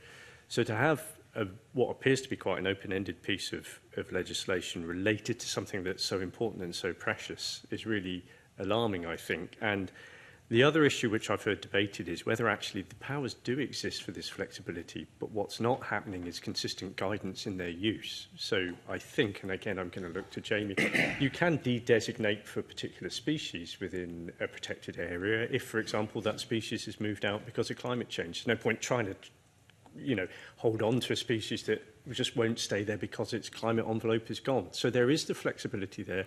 The debate seems to be around the extent to which that flexibility is already being used and therefore the necessity to actually have this legislative change. Just before Jamie comes in, my question was coming up which relates to this directly. So it's about environmental safeguards or other limitations on the powers that currently sit in the draft bill. Do we need to protect some certain core aspects of regimes from being amended in sections of legislation? I think that ties in with some of the responses we've just heard. So, Jamie, that's maybe one for you. Comments, thank you, Convener, about the importance of looking at any changes really rigorously and that they are consulted upon. I think as a general comment, I'd say that environmental impact assessment law is particularly complex, particularly intricate when you get into the drafting, and it's important for a variety of reasons, not least giving clear guidance to developers if they're looking to take forward a project, but also just environmental protection in of itself, that things are done properly. One's almost getting into the idea of it's like you're looking at an engine and you're starting to tweak certain parts, and it's making sure that what is done allows everything to work together. I think in terms of just the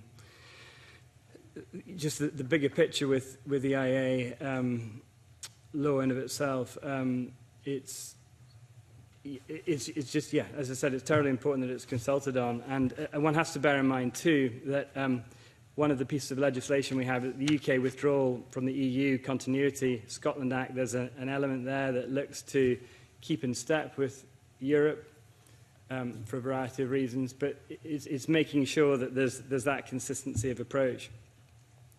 So I think tinkering is potentially very dangerous here and needs to be thought through very thoroughly. Because this is important then, because we've obviously got these deep concerns.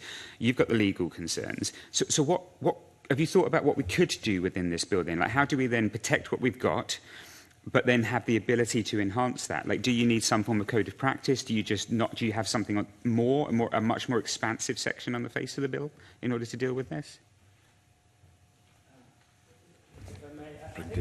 The principle of updating, realigning, adjusting to a degree, post-Brexit, post-Brexit in particular, and just making sure that there are these modifications to make sure that everything works. That in principle is understood. It's where it's going further than that, and if there's seen to be a need to do something far more transformative than that, then the purpose of that needs to be understood.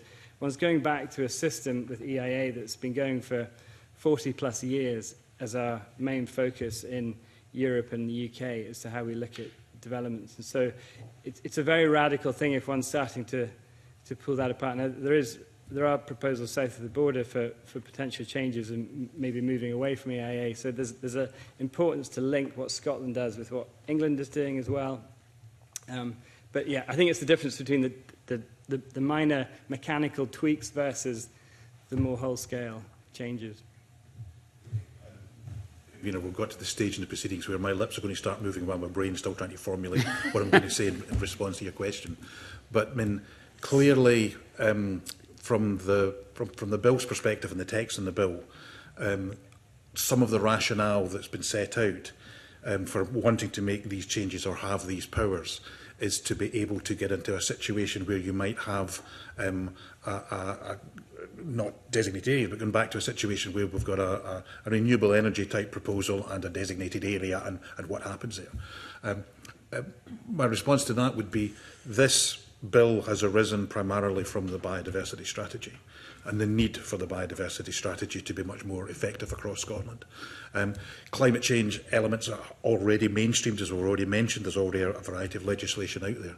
So from my perspective, then, there's a need, as we've already said, the powers are extraordinarily broad. They could be used for good or they could be used for ill. They could be used for ill to deprioritise biodiversity over climate change. They could be used for ill to deprioritise biodiversity and action for climate change over something else. So safeguards, will, in my mind, will be required. Two of them spring to mind potentially that could be amended and written into the bill more forcibly. One, that biodiversity is given priority or even higher priority, and there's examples from down south that Jamie may be more familiar with, and or writing something into the bill that says, the power to actually make these changes, provided it has no adverse impact on the ability of Scottish Government to maintain and enhance the requirements under the habitats regulations, for example. There's various ways to do it that I'm not as familiar with the sort of legal side of things. But as it stands at the minute, it's very, very open-ended. But there could and there should be some additional constraints that could be... constraints? Yeah, it is constraints. Constraints that could be put into the bill. The general feeling that at the moment there's no limit to the scope of the powers that a future government could effectively bring in via secondary legislation, and there needs to be on the face of the bill safeguards to limit that or protect certain core elements of what we have just now. Yeah. Okay, they're really broad. Yeah. They're open to interpretation. Sorry, Rob. Yeah, I was going to say, I think one of the questions that's asking for a written response is, do you agree with the circumstances under which these powers would be implemented or something like that? And the examples given range from being able to submit an EIA in PDF form to enabling, renewables, large-scale renewables in the North Sea, and everything in between. So, those examples, I think, just illustrate the potential breadth of the impact of these changes, and so it's very hard to agree with them because it's really unclear what they're going to be. Yeah. One more point to your question about what could we do instead. And again, I have no legal training, but it's my understanding that we could, at least for the next 7 years, use the 2021 Continuity Act. There is a clause, a section in that which allows us to keep pace with the EU, even though we've withdrawn from the EU. Jamie. This is one other point I was going to make. Just when renewables was mentioned, there's a purposive gap in the bill that doesn't deal with the EIA regulations that relate to large wind farms and power lines. It's a bit of legislation called the Electricity Works EIA, Scotland regulations. Now, that's mentioned in the policy memorandum, and the reason, as I understand it, given for it not being featured is that with electricity being a devolved matter, but decisions on large-scale wind farms, for example, are indeed made by Scottish ministers, and it is, and the regulations are there to help inform what comes before ministers ultimately. So I would just question, as part of that analysis and gap, whether or not that is indeed appropriate to skip that. Because I think when one comes to look at climate change and biodiversity and some of the most contentious EIA developments and ones that have gone through the courts, for example, are often ones that relate to wind farms rather than some of the other areas that are touched on. Let me come on to a question very shortly on the focuses in that area. Tim, did you have any other? So just on safeguards, there is no non-regression clause within the bill. Can I have your views on whether that needs to be included and why you think it's not been included? Kirsty. Does need to be included, and I don't know why it's not been included. I think, from memory of what the policy memorandum said on this, it was about flexibility, which is one of the things that makes me really worried about this. Yeah. I think we absolutely need a non-regression clause. Okay.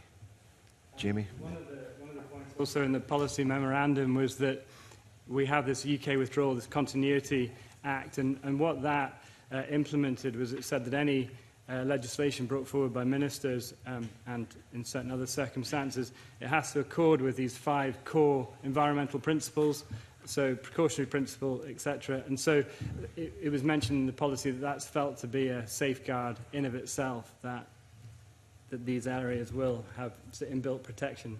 Okay. Okay. Well, David, did you want to come in on that? That's been covered. Next question from Mark Ruskell. Yeah, I'd like to just go into a little bit more detail in this area. So, you'll be aware of Section 3 of the bill, which really spells out the purposes for which ministers might use powers to amend both the IA legislation and the HABS regs. And I think, as you've already kind of alluded to, it is pretty extensive, sections A to F. I wanted just to pick out a couple of those, actually, for your comments. So, 3B was... the purpose is to facilitate progress towards environmental target, in particular net zero, which you've already commented on partially. I'd be interested in getting some more thoughts on that, and particularly in relation to the way that the HABS regs currently operate, because my understanding is there is a kind of public interest test within that that can be applied.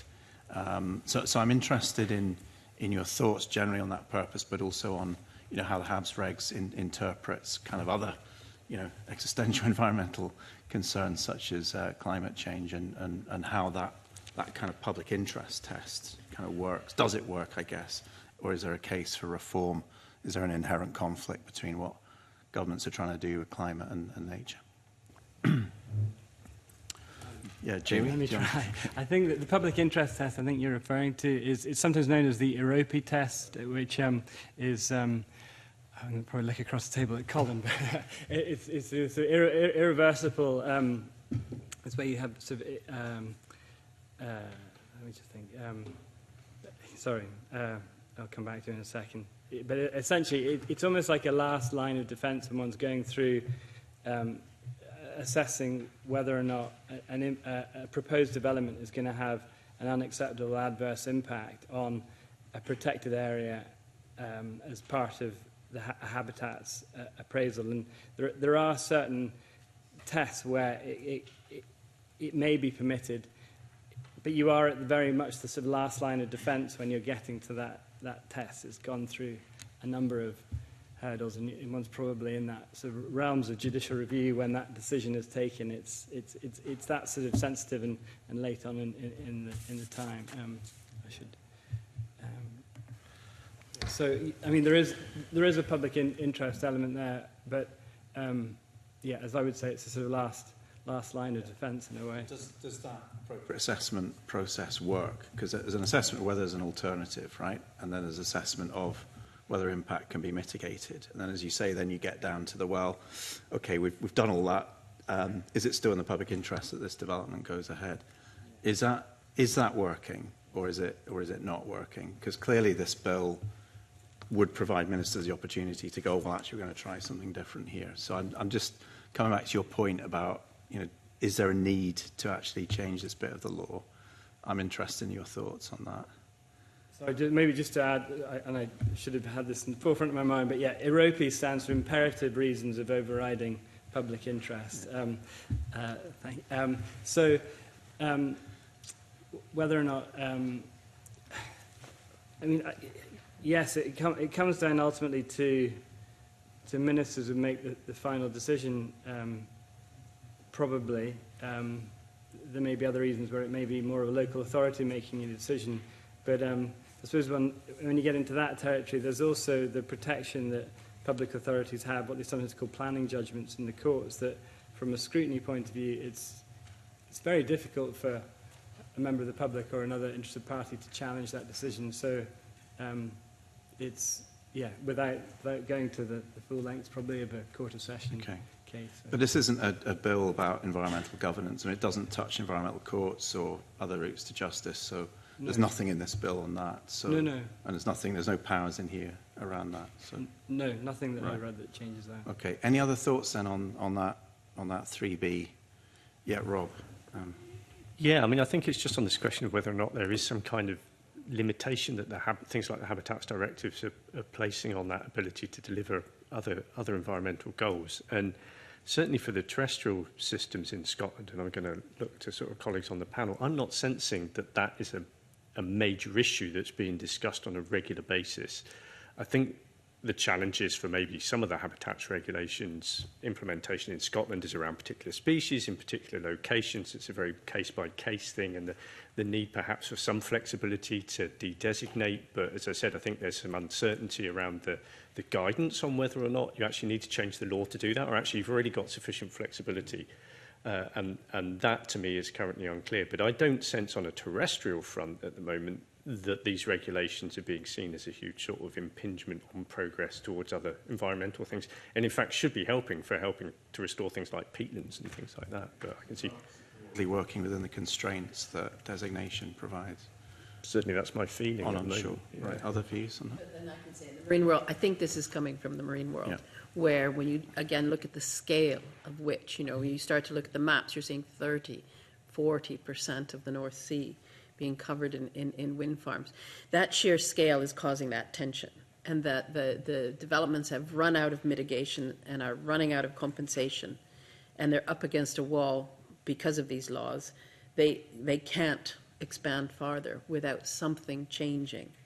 And there is the tension between, if we don't do things to deal with climate change, the biodiversity crisis is only going to get worse, and we don't have the scientific evidence and the complete clarity to say we know climate change is the worst enemy here at the moment, but we don't understand the cumulative effects of that level of putting offshore wind in and that amount of offshore energy being taken out of the oceans. We really don't know it. So that's a massive tension.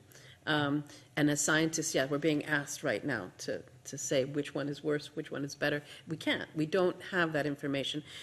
And that's why I say we have all agreed before, caution here. Changing everything isn't necessarily the way to do this. Yes, the systems come to a breaking point in terms of developments are not going to be allowed to go in unless they take this public override. And we're at that moment now. So it is an option, but then you get conflict. And as soon as we get that conflict, we're going to slow everything down. And I think people are quite reasonably realize that we don't want to get into this conflict type situation, that it's better for people to have more power to do something different, but changing everything and getting rid of our gold-plated environmental laws is possibly not the right way to do it. But again, it's just a personal opinion. Yes, I would agree with that completely. Okay, and then just briefly moving on to the other kind of purpose C, which is ensuring consistency, compatibility with other legal regimes. And as you already mentioned, I think, perhaps some of the changes in other parts of the UK, environmental outcome reports, whatever. I mean, do you have thoughts about that purpose? Is that a good purpose for changing things right now or not? I think the way it's worded, it could potentially be interpreted as just allowing for a standardisation with English or UK legislation, regardless of whether that means weakening our nature conservation. So again, that's why I think the non-regression clause could help to alleviate that. We should be strengthening our nature conservation laws, not potentially weakening them just because our neighbours south of the border have. So it's the breadth of it then. It could just be about PDF submissions, or it could be about a fundamental reform of... Right, okay. Davey? And just to add, both these aspects of environmental protection are devolved. I can't remember the question earlier. It's the outputs that arise that's important, where we might need some level of consistency with what's happening elsewhere in the UK. But I don't see that we need to actually necessarily make marked changes to these two areas of legislation in order to actually achieve that.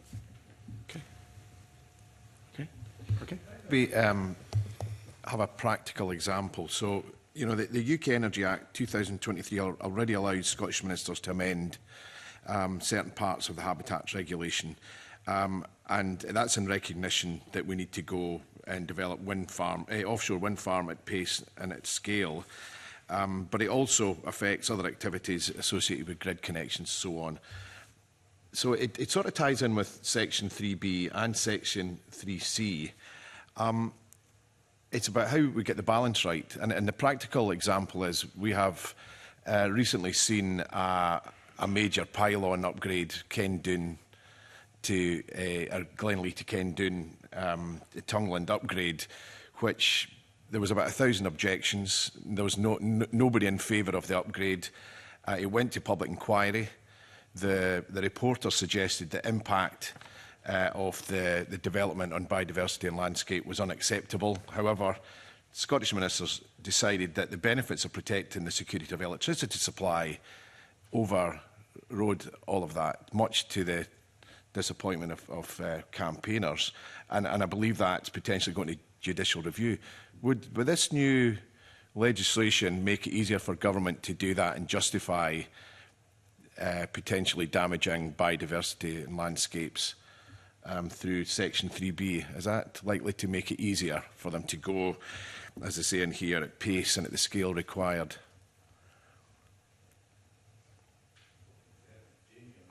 Again, it's about protections. It would appear so. I think there's two parts to it.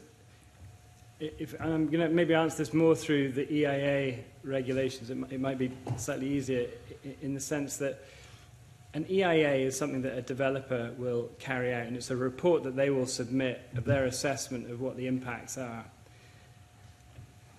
It's then for ministers or a reporter at the Department of Planning and Environmental Appeals or a local authority to then apply the various policy tests, such as the National Planning Framework 4 and other tests, to then make their decision in terms of whether or not a proposal is in order. So I think from the point of like the EIA regs, it's more about, I would see it as being what needs to be in or not in an environmental impact assessment.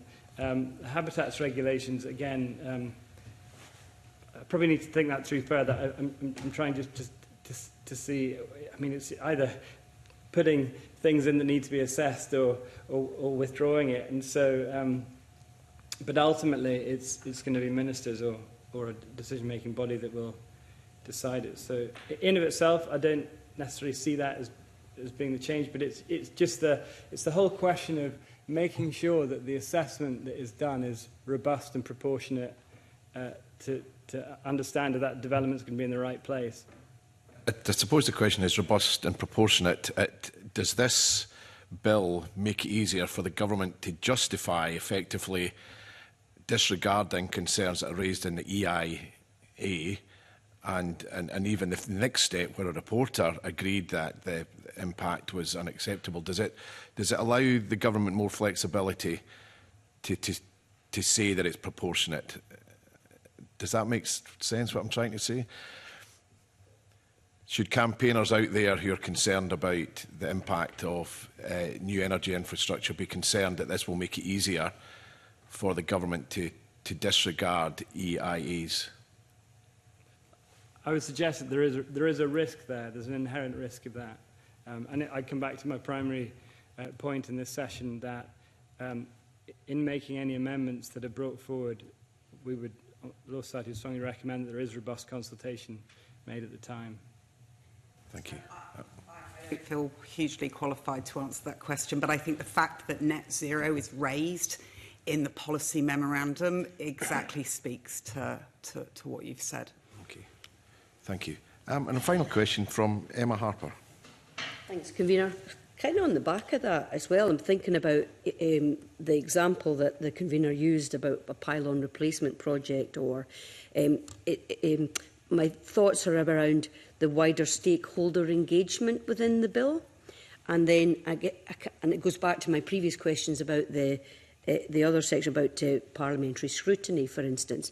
And I know that the stakeholder engagement aims to ensure a collaborative approach, achieving nature recovery targets, consulting with a wide range of groups, land managers, estates, NGOs and various partners, including the local authority, which might already have local place plans in development or even being delivered. So is there enough provisions in the bill to to include, you know, the requirement for stakeholder consultation and agreement, which I suppose goes back to what Finlay Carson's asking about in terms of, you know, will this bill just basically mean that the government can just decide to overrule?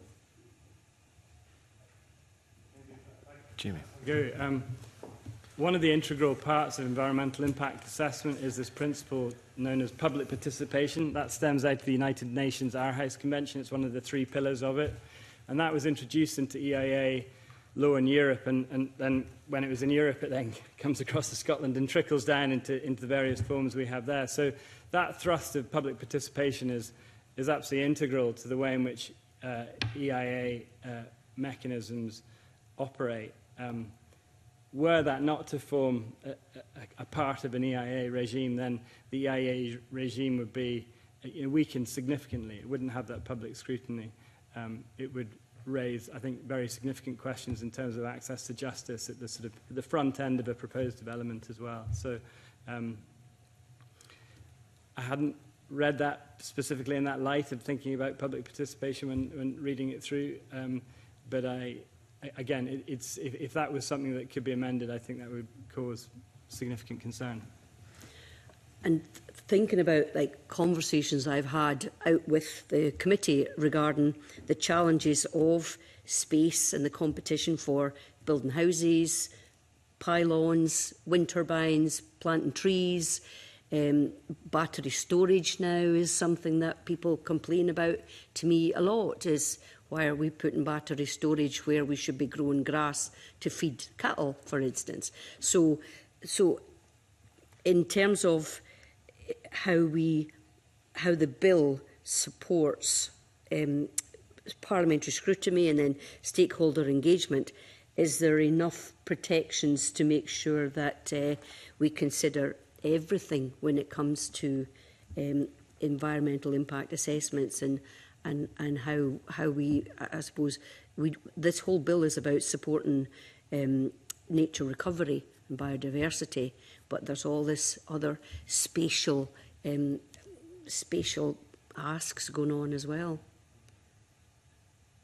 Can I just say, a thing that was brought up earlier about bottom up, that people on the ground, as you just mentioned, many groups, also the fishing industry, if they're not brought in and consulted with, if they're not part of the public participation, we will just lead to more conflict and slowing things down.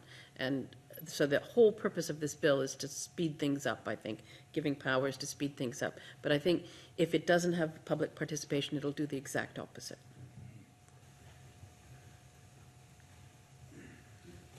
On for that, should the bill reflect the capacity or the lack of capacity within some public bodies that need to be involved in this process? So, for example, Emma's touched on and others have touched on the current race for onshore renewables as well as offshore. But there's a massive issue with capacity within local authorities to look and review those environmental impact assessments with some local authorities with the bulk of the wind farm applications only having a part-time biodiversity officer. Should there be something within the bill that ensures that there is capacity within the whole chain, the process, to deal with it adequately? Because at the moment we have local authorities that are not able to deal with it, and it's automatically passed to the Energy Consent Unit to make a decision which effectively bypasses some of the scrutiny, some of the local democracy. So do we need something in the bill that ensures the process is fit for purpose and there's a capacity to deliver the right outcomes on particular planning applications? Jamie. If I may, just a primary comment. I mean, dealing with the Energy Consents Unit, it's that whole chapter of EIA regulation that is not featured in the bill at all. So the Electricity Works that deals with Section 36, so 50 megawatt plus wind farms and high voltage power lines under Section 37 of the Electricity Act, it isn't covered for the reasons given in the policy memorandum. I think, I mean, in terms of, absolutely, it's a challenge in terms of workload on planning officers, indeed members of Energy Consent Unit. I imagine it's the same. I think it's also a real challenge on government and local government to be able to, these are technical reports. Absolutely, they're voluminous. You get into high levels of technical appendices that can be challenging to interpret, but nevertheless, I mean, that's just the process that has been used for time. I mean, done properly, EIA has been shown to work. EIA should be this, call it sometimes this iterative journey, this iterative process. It's rather than just trying to shoehorn a development into a particular place. If an EIA is done properly and scientists engaged to inform a developer, the idea is to come out with the right development in the right place that fits with the wider nest of the Scottish Land Strategy and so on, National Planning Framework. So if you follow the process, the process can work. It's where shortcuts are made that one comes into trouble.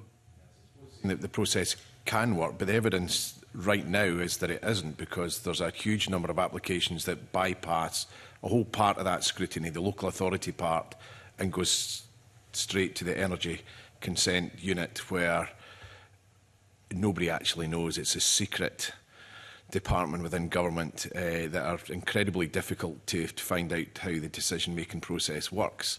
So whilst the process might be there, but if it's not, if we can't deliver that process, is it therefore fit for purpose? I guess my query.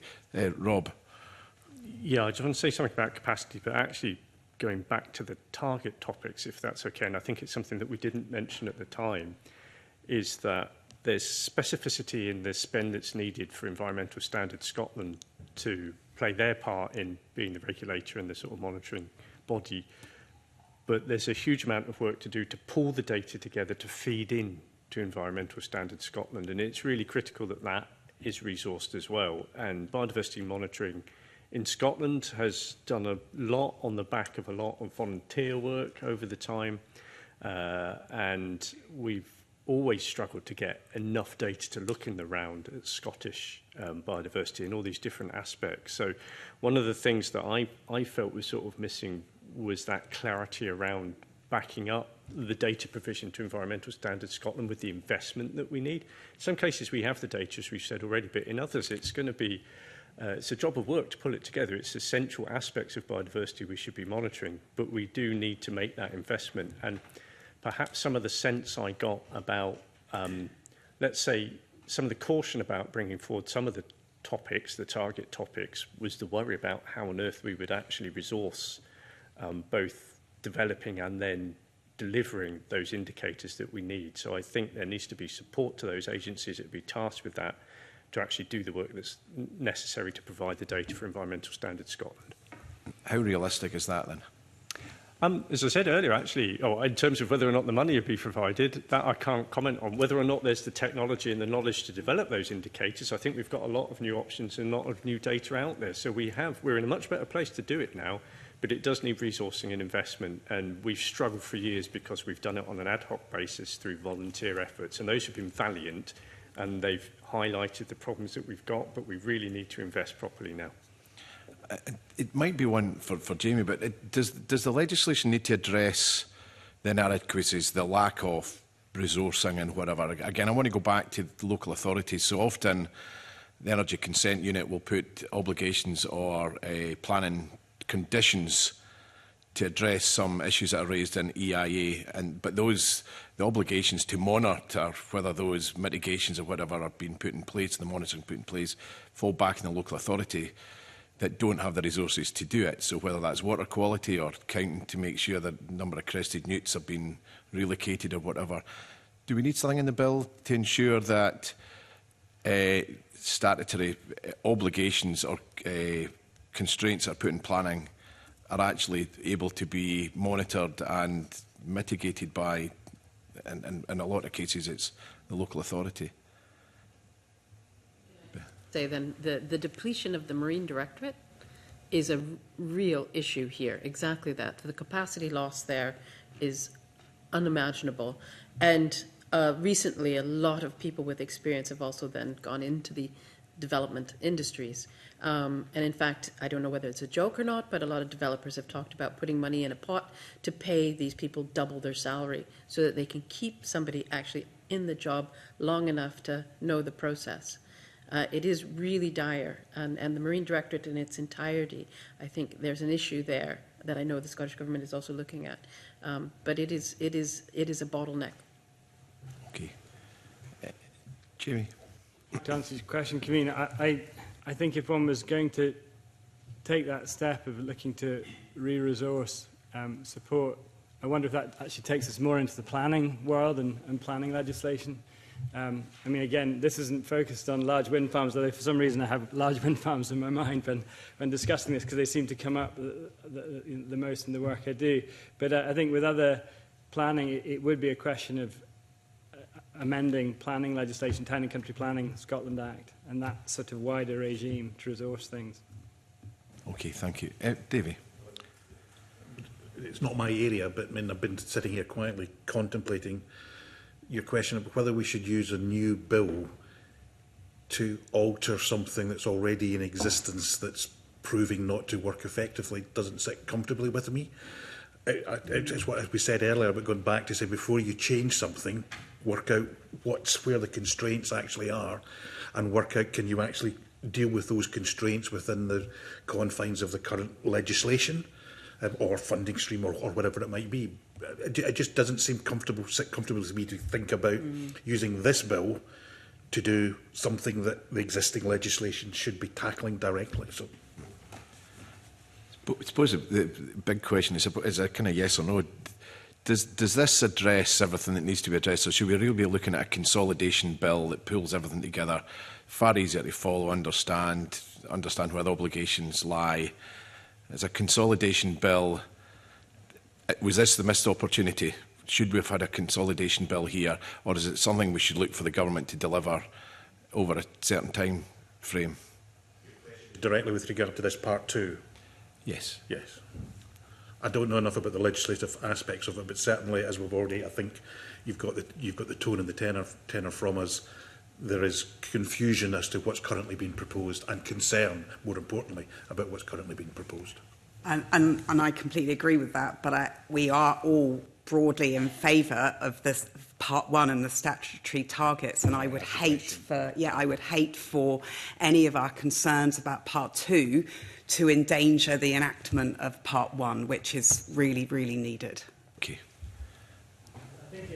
For part 2, I think it would help enormously if there was clarity as to what exactly is needed. If there's an idea, if there's a germ of an idea at the moment as to what mechanical changes need to be made, rather than almost setting it up as a framework, being able to tee it up so that one can make those changes, I think that would be a lot clearer. Okay. Thank you. That brings us to the end of our session this morning. I'd like to thank you all very much for your time this morning. It's been much appreciated, and as often happens, it raises more questions than answers, but we appreciate your time and your commitment to this. We now move into private session, and I'll suspend the meeting for 5 minutes. Thank you.